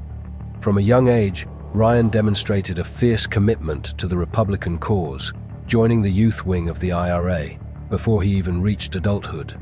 His involvement in the armed Republican movement was a natural progression for someone so deeply immersed in the political and ideological currents of his community. As a teenager, Ryan's commitment to the cause was evident. Despite the ongoing peace process and the changing dynamics of the IRA, Ryan remained staunchly loyal to the principles of armed struggle. His early encounters with the law, including his arrest at an IRA training camp, only solidified his reputation within the dissident Republican movement. His time in Portlaoise prison, among the political prisoners, further entrenched his resolve and his stature within the movement. Upon his release, Ryan's leadership within the real IRA Dublin Brigade became more pronounced.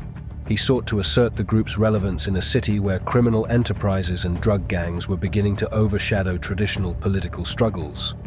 His efforts to revive the real IRA influence led to an increase in violent confrontations with rival gangs, marking the beginning of a new era of conflict in Dublin's underworld.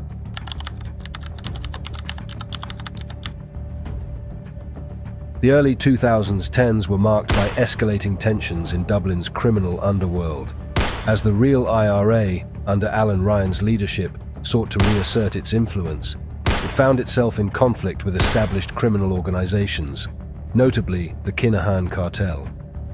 This period saw a series of violent incidents that underscored the intensifying struggle for control over Dublin's lucrative drug trade. The Kinahan cartel, already entrenched in the city's criminal landscape, viewed the real IRA as a significant threat to their dominance. The rivalry between the two groups was marked by a series of violent clashes, with each side seeking to outmaneuver the other. The real IRA attempt to reassert itself through violent means only served to further exacerbate the tensions, leading to a cycle of retaliation and escalating violence. During this time, the real IRA actions included a mix of political posturing and criminal activities. Their efforts to position themselves as defenders of traditional Republican values were increasingly overshadowed by their involvement in extortion, drug trafficking, and violent enforcement against rivals. The contrast between their purported political motives and their criminal activities became increasingly stark, contributing to the growing instability in Dublin.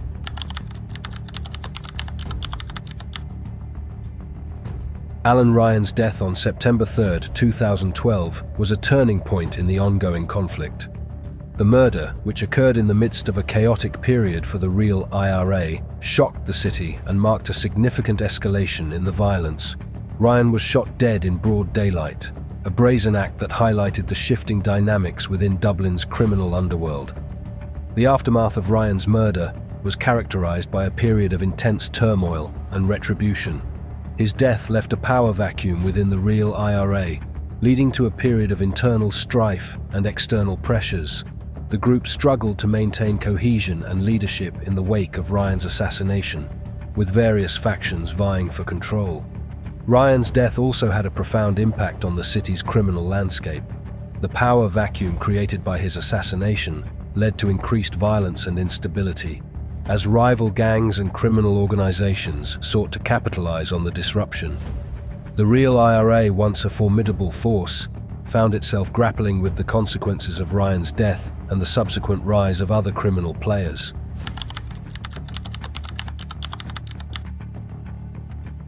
In the wake of Alan Ryan's murder, Dublin experienced a surge in violence as various factions within the criminal underworld sought to assert their dominance. The real IRA, struggling to recover from the loss of their leader, faced increasing challenges from rival gangs and criminal organizations. The vacuum left by Ryan's death created an environment ripe for further conflict and power struggles. The Kinahan cartel, in particular, capitalized on the chaos. Their strategic maneuvers during this period involved consolidating their position in the drug trade and expanding their influence.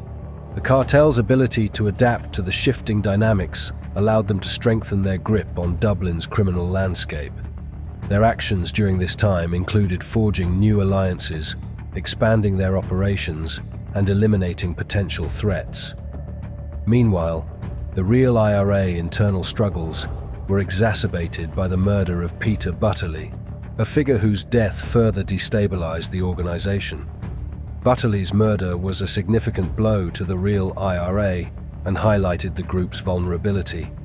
The combination of internal turmoil and external pressures led to a period of disarray and decline for the real IRA Dublin Brigade.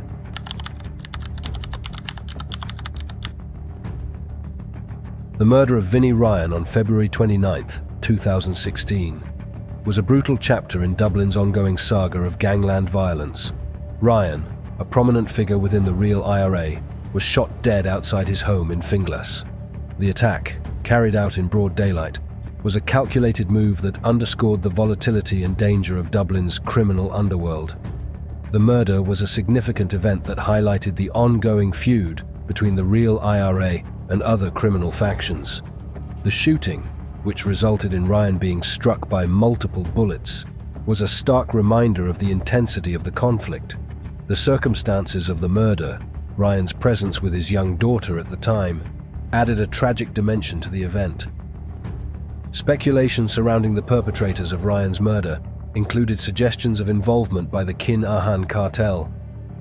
While some believed that the cartel was directly responsible, others thought it was the work of independent operators or freelance hit teams. The ambiguity surrounding the motives and perpetrators added to the complexity of the situation and kept both law enforcement and the public guessing.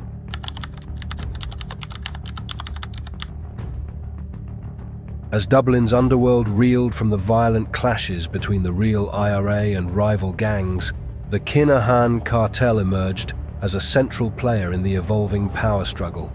With Alan Ryan's death leaving a power vacuum, the Kinahans, already well established in the city's drug trade, saw an opportunity to consolidate their influence and assert dominance over their rivals. The Kinahan cartel's strategy was multifaceted. Recognizing the disruption caused by the feud, they intensified their criminal operations while maintaining a relatively low profile. Their approach was both strategic and opportunistic, capitalizing on the chaos to strengthen their position in the drug market. This included expanding their network, forging new alliances, and eliminating potential threats. The cartel's ability to adapt quickly to the shifting dynamics of gangland violence was a testament to their operational sophistication and ruthless efficiency. During this period, Dublin witnessed an increase in violence as various factions, including the Kin-Ahan cartel, engaged in turf wars and retaliatory attacks. The Kin-Ahans, known for their strategic acumen, carefully orchestrated their moves to avoid direct confrontations that could draw unwanted attention from law enforcement. Instead, they preferred to use intermediaries and subcontract criminals to carry out violent acts, thereby distancing themselves from the direct fallout of their actions. Despite the chaos, the Kin-Ahan cartel's influence continued to grow.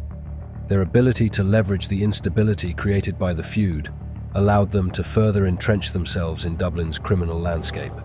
They capitalized on the disruption to expand their operations and strengthen their grip on the city's drug trade, making them a dominant force in the ongoing struggle for power.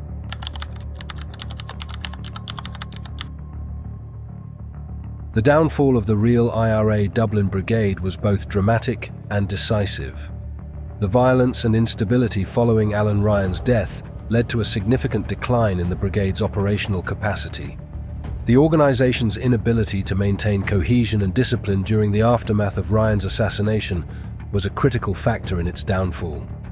Following Ryan's murder, the real IRA faced internal turmoil and external pressure. The group's leadership was in disarray, and its ranks were increasingly filled with individuals either arrested or disillusioned by the escalating violence and lack of progress. The disorganization was exacerbated by the murder of Peter Butterley, a figure whose death further destabilized the already fragile structure of the Dublin Brigade. The Guards took advantage of this instability. They launched a series of high-profile operations aimed at dismantling the real IRA remaining networks. These operations, fueled by intelligence gathered from ongoing investigations and the public's increased willingness to cooperate with law enforcement, resulted in numerous arrests and convictions. The trials that followed brought to light the extent of the real IRA involvement in criminal activities beyond their purported political aims. The convictions of individuals involved in the murder of Vinnie Ryan and other criminal acts underscored the group's transformation from a politically motivated organization into a criminal enterprise. The trials revealed the real IRA deep involvement in organized crime, including extortion, drug trafficking, and violent enforcement against rivals. The conviction of key figures in the organization marked a turning point. The Dublin Brigade, once a formidable force in the city's criminal and political landscape, was effectively dismantled. The group's ability to operate and exert influence was significantly diminished, leading to the collapse of its organized structure and a reduction in its activities. The fall of the Dublin Brigade had far-reaching implications. It not only weakened the real IRA presence in Dublin, but also shifted the balance of power in the city's criminal underworld. With the brigade's decline, other criminal organizations, including the Kin-Ahan cartel, seized the opportunity to expand their influence and fill the void left by the real IRA disintegration. As the real IRA's Dublin Brigade faded into the background, the focus shifted to the new dynamics emerging in Dublin's criminal landscape. The power struggles and shifting alliances that followed the brigade's fall continued to shape the city's underworld, setting the stage for the next chapter in Dublin's ongoing saga of crime and violence. In the heart of Northern Ireland, where the line between war and peace was often blurred, one name stands out among the shadows: Colin Duffy. Born in 1968 into a Catholic family in Lurgan, County Armagh, Colin Duffy's life is a story of rebellion, survival, and controversy. From his early years, he was shaped by a conflict that defined his homeland, a conflict known to the world as the Troubles. This period, marked by sectarian violence, political tension, and deep-rooted cultural division, left an indelible mark on a young boy who would grow to become one of the most polarizing figures in Northern Ireland's modern history. Lurgan, like much of Northern Ireland, was a town divided not just by invisible lines between Catholic and Protestant communities, but also by a history of bloodshed and resistance. Duffy grew up against a backdrop of bombings, street patrols by British soldiers, and the constant fear that violence could erupt at any moment. The early 1970s and 1980s in Northern Ireland were times when every young person had to choose a side, or risk becoming a victim of both. For young Colin, there were no neutral grounds.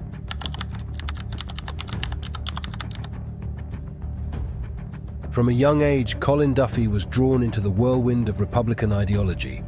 The Irish Republican Army was not just a militant organisation, it was a movement that called to the youth of Catholic communities. Many saw it as the last line of defence against a state they felt was fundamentally hostile to their identity and rights. By his teenage years, Duffy had joined the Provisional IRA, and his involvement with Sinn Féin, the political wing of the Republican struggle, deepened his commitment to the cause. He became an outspoken advocate for Irish unity, a stance that would put him at odds with both British authorities and loyalist paramilitaries. On March 7, 1990, Colin Duffy's life took a fateful and deadly turn. After signing bail at the Royal Ulster Constabulary Barracks in Lurgan, he left with fellow Republicans Sam Marshall and Tony McCoy. The three men were not ordinary citizens. They were known figures in the Republican movement, and their movements were closely watched. A short distance from the barracks, they were ambushed by masked gunmen from the Ulster Volunteer Force. Gunfire erupted in the cold night air, a chaotic explosion of violence that left Duffy and McCoy wounded, and Sam Marshall dead on the pavement.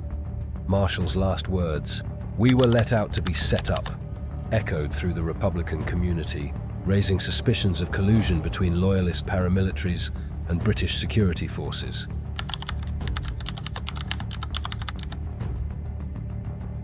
Robin Jackson, a figure infamous in loyalist paramilitary circles, loomed over the attack. Jackson, often referred to as the Jackal, had a reputation for being involved in some of the bloodiest episodes of the Troubles, yet he remained a free man.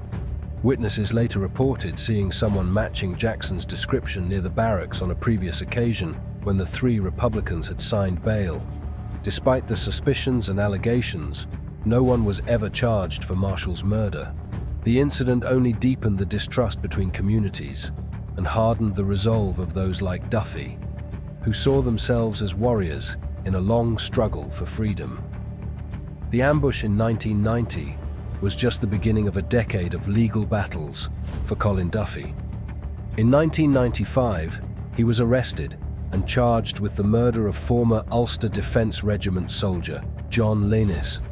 The case was a high-profile one, drawing intense media attention and public interest. The prosecution's case rested heavily on the testimony of Lindsay Robb, a UVF member who claimed to have insider knowledge of the murder plot. However, the reliability of Robb's testimony came into question when he was later arrested in Scotland for gun-running activities. The collapse of Robb's credibility led to Duffy's acquittal, a moment that many Republicans hailed as a victory against what they saw as a corrupt judicial system.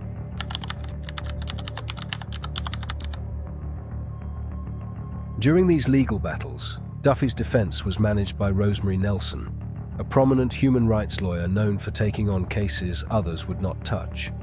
Nelson became a target herself, receiving threats and intimidation from loyalists and security forces alike. In 1999, her car was bombed and she was killed. Her death shocked Northern Ireland and cast a dark shadow over the justice system's handling of cases related to the Troubles. For Duffy, the loss of Nelson was a personal and political blow, a stark reminder of the dangers faced by those who challenge the status quo. Just 2 years after his release from prison, Duffy faced new accusations. In 1997, he was charged with the murders of 2 RUC constables, John Graham and David Johnston, who were shot while on foot patrol in Lurgan town centre. The evidence was largely circumstantial, relying on witness testimony and forensic speculation, and as with his previous case, the charges were eventually dropped. For his supporters, this was another instance of a flawed system targeting an innocent man. For his detractors, it was a miscarriage of justice.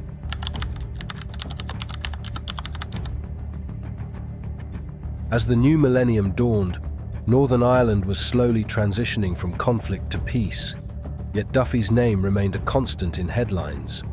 In March 2009, he was charged with involvement in the Masserine barracks shooting, where 2 British soldiers were killed while collecting pizzas from a delivery driver. The attack sent shockwaves through Northern Ireland, coming just days after the police service of Northern Ireland had issued warnings about a resurgence in dissident Republican activity. Duffy's trial was a spectacle, drawing intense media scrutiny and sparking heated debates about the fragility of peace in Northern Ireland. The prosecution's case largely relied on a trace of Duffy's DNA found on a latex glove discovered in a car linked to the scene. However, the defense successfully argued that the evidence was not conclusive enough to convict him. On January 20th, 2012, Duffy was acquitted. His co-accused, Brian Shivers, was initially found guilty, only to have his conviction overturned due to procedural errors and his terminal illness.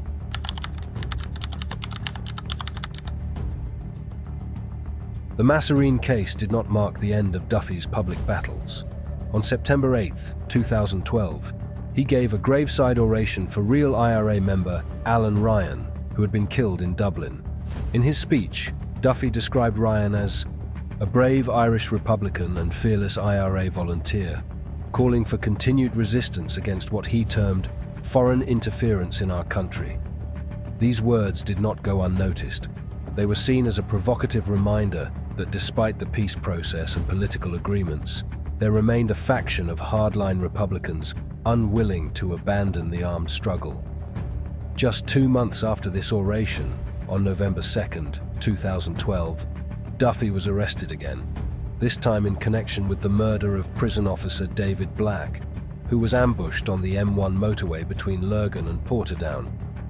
The killing of Black, a high-profile attack on a member of the security services, reignited fears of a return to violence. Further charges followed in 2013. Gerard Mackin, a formidable presence towering at 6 feet tall, commands respect and instills fear from Limerick to Belfast. Known as a notorious enforcer in the criminal underworld, his name evokes dread due to his extensive history of violence. One particularly gruesome act involved using a nail gun to immobilize a victim, cementing his reputation as one of Ireland's most brutal criminals. His notoriety attracted the attention of the Kinahan cartel, who recognized his capabilities and offered him a lucrative contract worth €1 million to eliminate their rival, Jerry Hutch. In this video, we delve into the compelling narrative of Mackin's rise as a feared figure in gangland, exploring the events that shaped his reputation as one of Ireland's most violent underworld figures. Let's delve into it. Gerard Mackin hails from the challenging streets of West Belfast, where a life of crime seemed inevitable. His association with dangerous groups such as the Continuity IRA and the Irish National Liberation Army only heightened his infamy. Even in his teenage years, Mackin's imposing stature and involvement with dissident republicanism set him apart. Standing over 6 feet tall with fiery red hair, he struck an intimidating figure. Mackin's early years were marked by his affiliation with the Continuity IRA, where he earned a reputation as an enforcer. The group, known for its paramilitary-style tactics, targeted young men suspected of criminal involvement with punishment shootings. These extrajudicial actions were intended to deter criminal activity without involving law enforcement. However, convictions resulting from these attacks were rare, as the groups operated outside the bounds of the legal system. In 2008, Gerard Mackin's propensity for violence culminated in a life-altering event, his sentencing to life in prison by the Special Criminal Court. The charges stemmed from the ruthless murder of Eddie Burns, a beloved Belfast taxi driver and father of 5. Mackin's conviction also included charges of attempted murder, possession of a firearm with intent to endanger life, and causing grievous harm to Damien O'Neill. During the trial, O'Neill, the key witness for the prosecution, recounted the harrowing events of that fateful night. Mackin, accompanied by another man, had spent the evening drinking at various pubs in West Belfast before ending up at the Beehive Bar on the Falls Road. Burns unwittingly arrived at the bar in his taxi, where Mackin promptly initiated a hijacking, brandishing a firearm.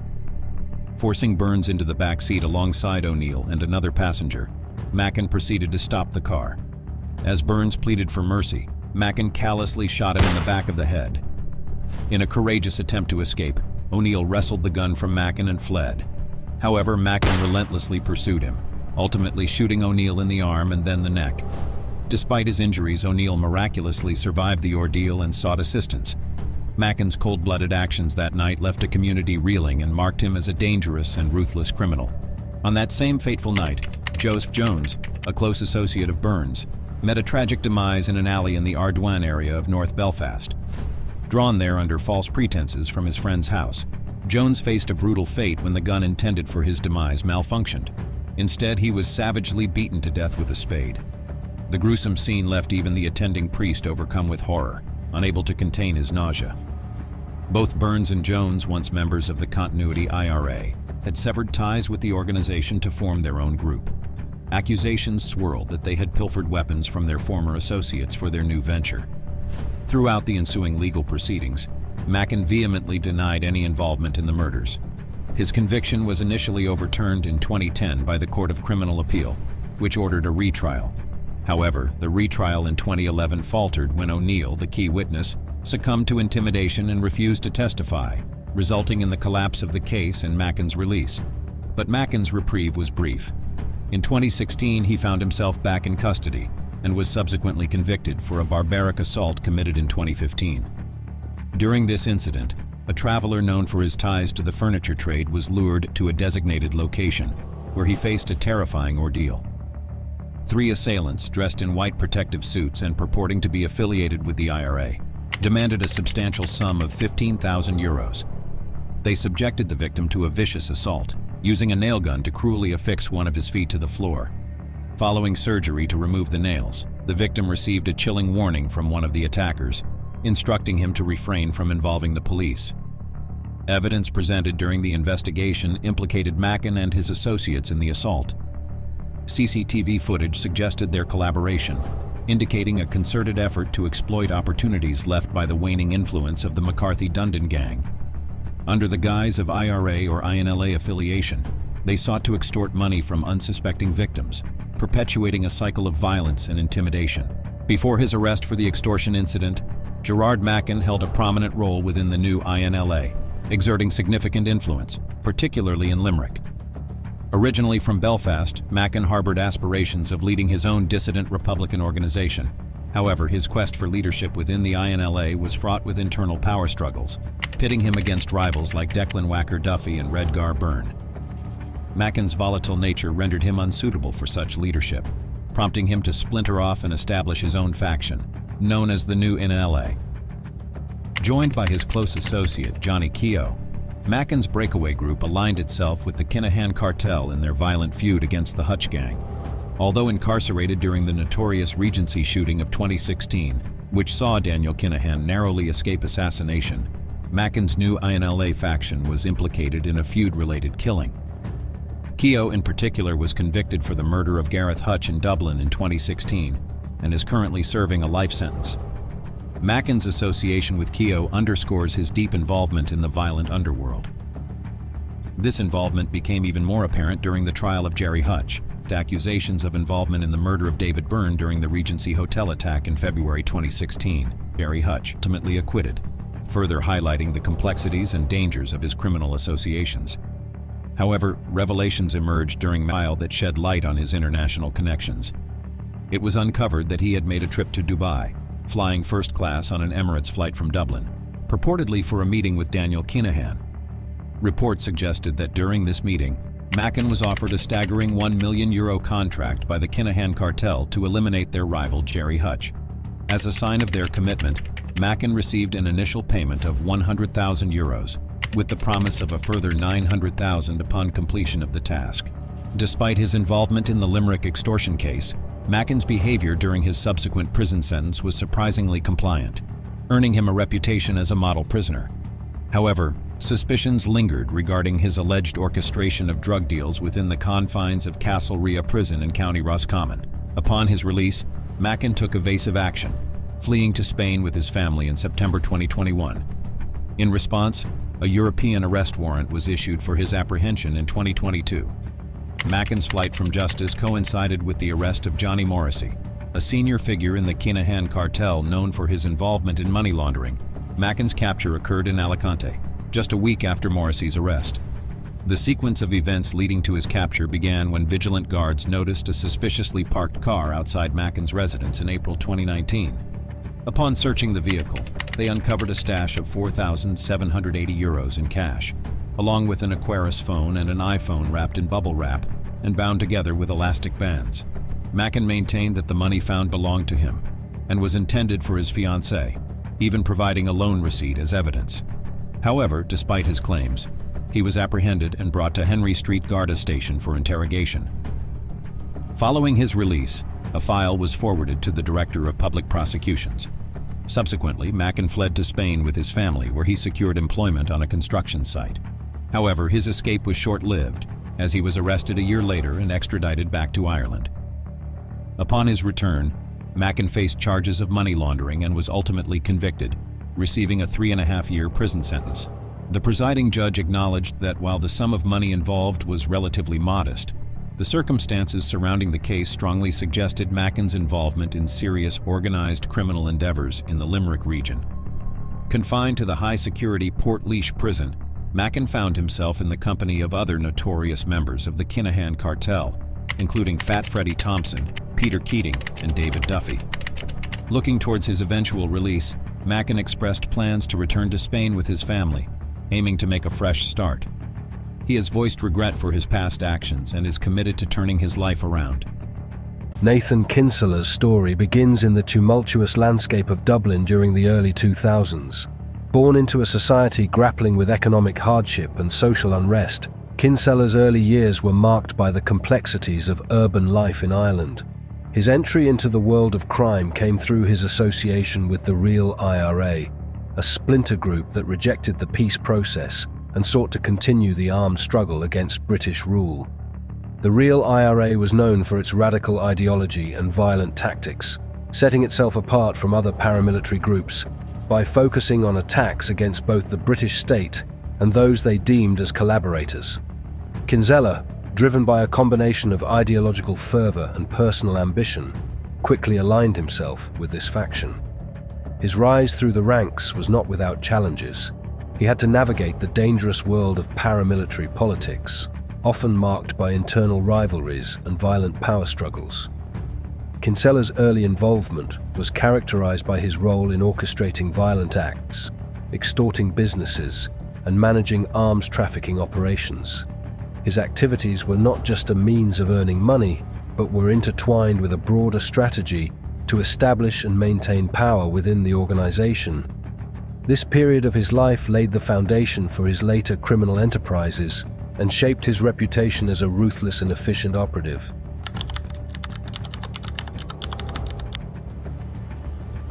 By the mid-2000s, Nathan Kinsella's growing influence caught the attention of Jimmy Mansfield Jr., a wealthy and influential figure in Dublin's criminal underworld. Mansfield Jr. and his family had established a significant empire, and their business interests spanned various sectors, including real estate and construction. However, their empire was increasingly entangled with criminal activities, and they needed strong connections to maintain and expand their operations. Kinsella's entry into Mansfield Jr.'s sphere marked a significant turning point. Mansfield Jr. sought Kinsella's expertise to manage and protect his business interests amidst growing threats and competition. This partnership was forged out of necessity, with Kinsella providing the muscle and connections needed to safeguard Mansfield's assets and enforce his will. Their collaboration involved a range of illicit activities, including money laundering, extortion, and violent enforcement actions. Kinsella's role was crucial in managing these operations, utilizing his network within the Real IRA to provide the necessary support and intimidation required. The partnership was mutually beneficial. Mansfield Jr. gained protection and expanded his influence, while Kinsella leveraged Mansfield's resources to further his own criminal enterprises.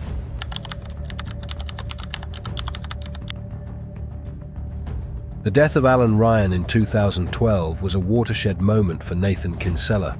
Ryan, a prominent leader within the Real IRA, was killed in a violent confrontation, leading to a significant power vacuum within the organization.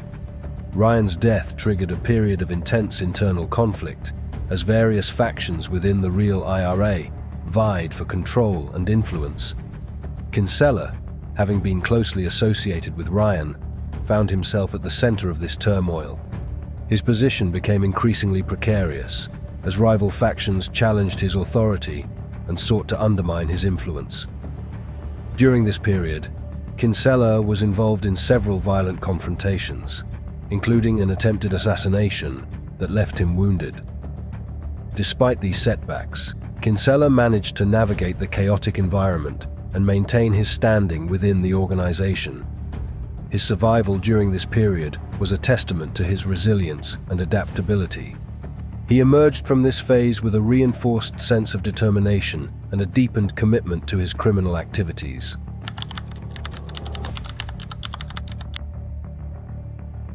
By 2018, Nathan Kinsella had secured a lavish residence in Black Rock, an affluent suburb of Dublin.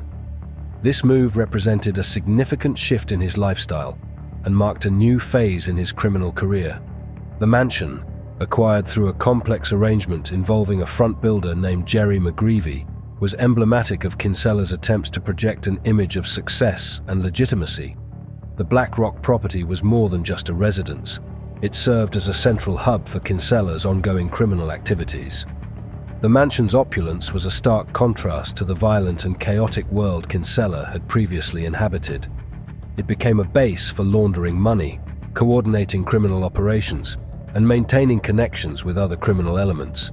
The choice of Black Rock, known for its affluent residents and prestigious reputation, was strategic. Kinsella aimed to distance himself from his past associations and present a veneer of respectability. However, the mansion quickly attracted attention from law enforcement and investigators who were keenly aware of Kinsella's criminal background and the dubious nature of his financial dealings.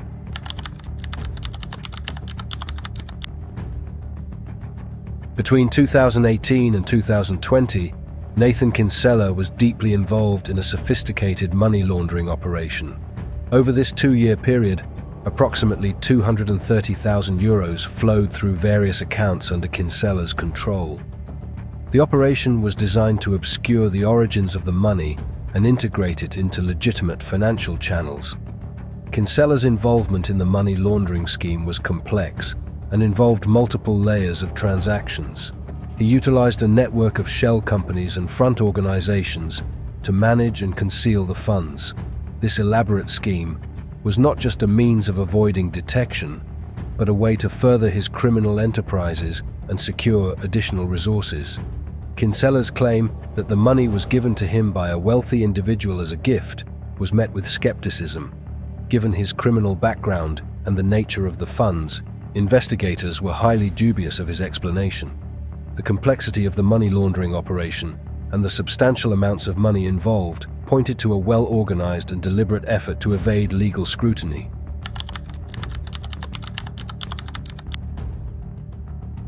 As investigations into Kinsella's activities intensified, he found himself embroiled in a series of legal challenges. The charges against him included money laundering and failure to pay capital acquisitions tax, a serious financial crime that carried significant penalties. Kinsella's legal strategy involved negotiating a guilty plea in hopes of reducing his exposure to more severe charges. The courtroom proceedings were highly charged, with Kinsella attempting to present himself as a victim of circumstance rather than a perpetrator of crime. His defense argued that the charges were exaggerated and that he was being unfairly targeted. Despite these efforts, the evidence against Kinsella was overwhelming, and he was ultimately convicted. The legal battles highlighted the complexities of dealing with financial crimes and the challenges of navigating the criminal justice system. Kinsella's guilty plea resulted in financial penalties and a tarnished reputation, marking a significant setback in his criminal career.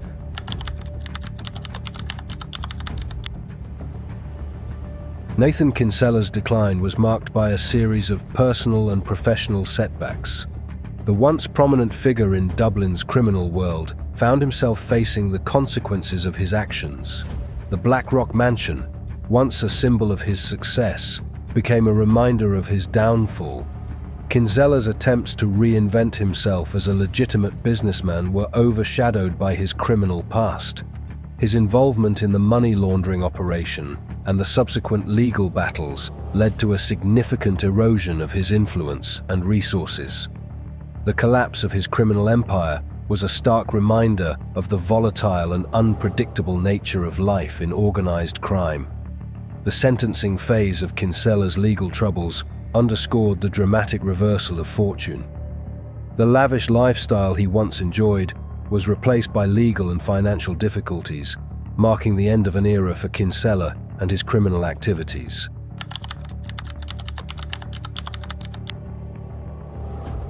As the Kinahan-Hutch feud intensified, Kinsella's name resurfaced in connection with violent events. Eamon Cumberton, a hitman for the Kinahan cartel, was serving a life sentence for the murder of Michael Barr, a key figure in the feud.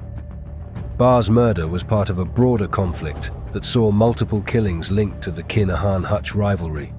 Cumberton, who was serving time in Portlaoise prison, had a vendetta against Kinsella. He accused Kinsella of attacking his mother's home on the night Barr was killed. This accusation further complicated Kinsella's situation and led to heightened tensions within the prison. In July 2023, Kinsella was transferred from Portlaoise prison to a Midlands facility.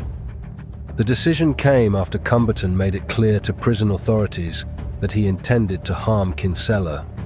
The authorities, recognizing the immediate threat, acted swiftly to separate the two inmates.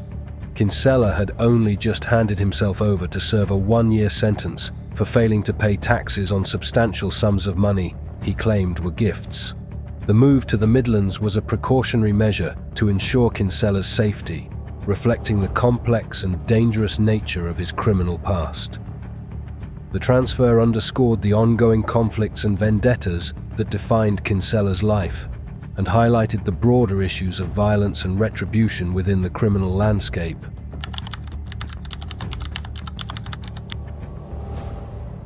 Nathan Kinsella's story is a compelling narrative of ambition, crime, and eventual downfall.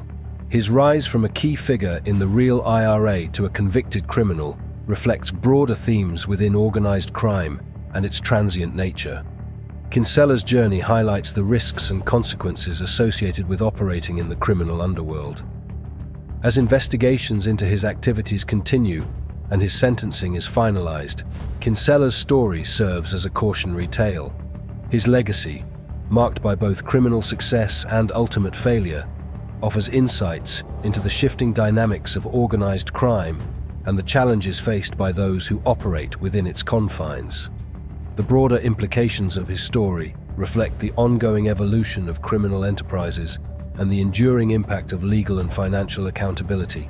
In the midst of Northern Ireland's Lurgan area, situated in County Armagh, a formidable presence has surfaced. This enigmatic group, known as the Firm, has rapidly gained notoriety, becoming the subject of widespread discussion in the region. While seasoned players have traditionally dominated the perilous criminal landscape, the Firm, a relatively new player, has swiftly risen in prominence over the past few years, leaving behind a trail of fear and intrigue. This criminal organization represents a collusion between Irish Republicans, Loyalists, and other criminal factions.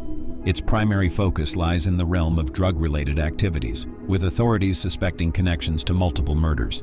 The uniqueness of the Firm lies in its intricate cross-community structures, making it a challenging criminal enterprise to combat. The gang has established itself as a significant player with a global reach, particularly through its suspected international drug supply network. This network is believed to have ties to criminal groups in England and Spain. Reports indicate that the leaders of the Firm are cautious about the types of drugs they traffic.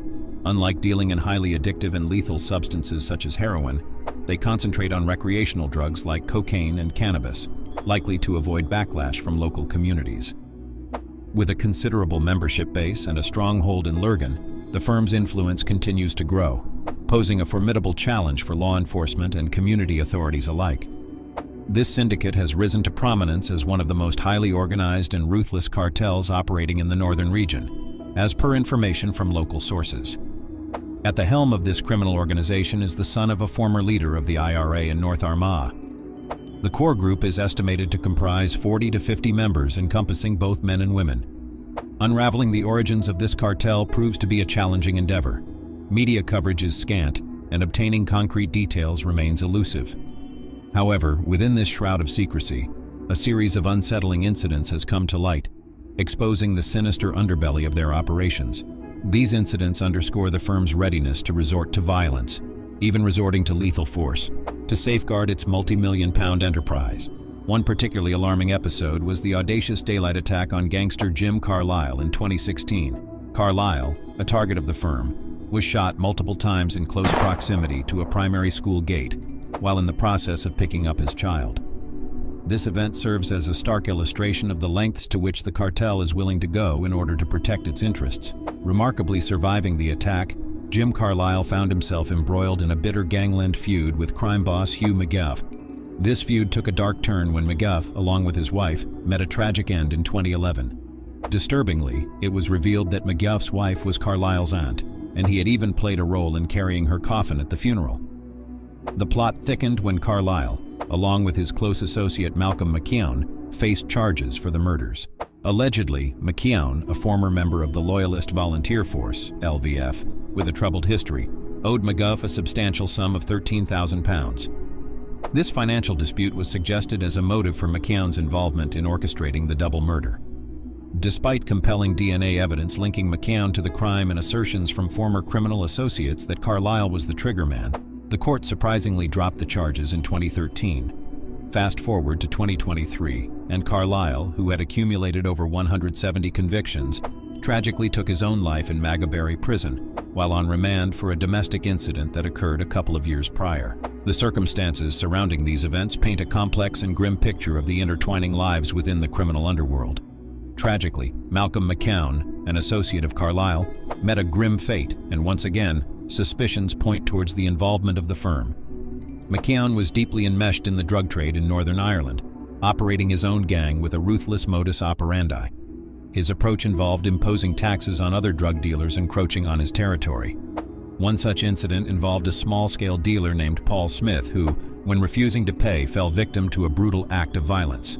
Armed with a sawed-off shotgun, allegedly provided by McKeown, Jamie McVeigh broke into Smith's residence and fatally shot him in his living room. McVeigh received an 18-year jail sentence for the murder in August 2019. McKeown, deeply entrenched in criminal activities, met his own demise through a hail of gunfire. He was shot 6 times while seated in his car at a service station, a shocking event discovered by 2 teenage boys, leaving the community in profound shock. The subsequent investigation unveiled a sinister scenario involving a dark blue or black Volkswagen Passat. This revelation led to the swift arrest of 2 young men within 2 days of the incident. Jake O'Brien and Andrew Martin became the first 2 individuals charged for the murder. Despite their denials, compelling evidence, including DNA traces and surveillance footage, has contributed to a case against them. The circumstances surrounding McKeown's demise underscore the complexities and dangers within the criminal underworld, leaving the community grappling with the aftermath of these violent events.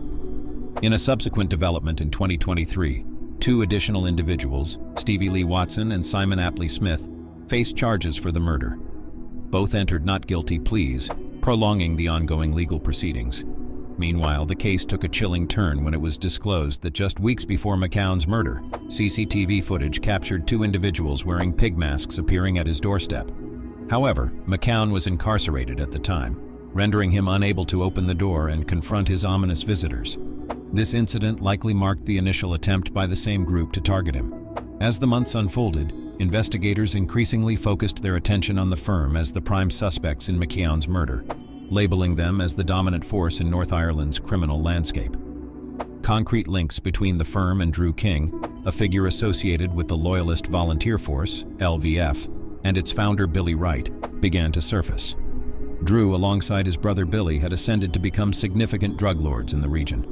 The emerging connections between the firm, Drew King, and the notorious history of the LVF founder raised serious concerns about the depth of criminal influence in the area.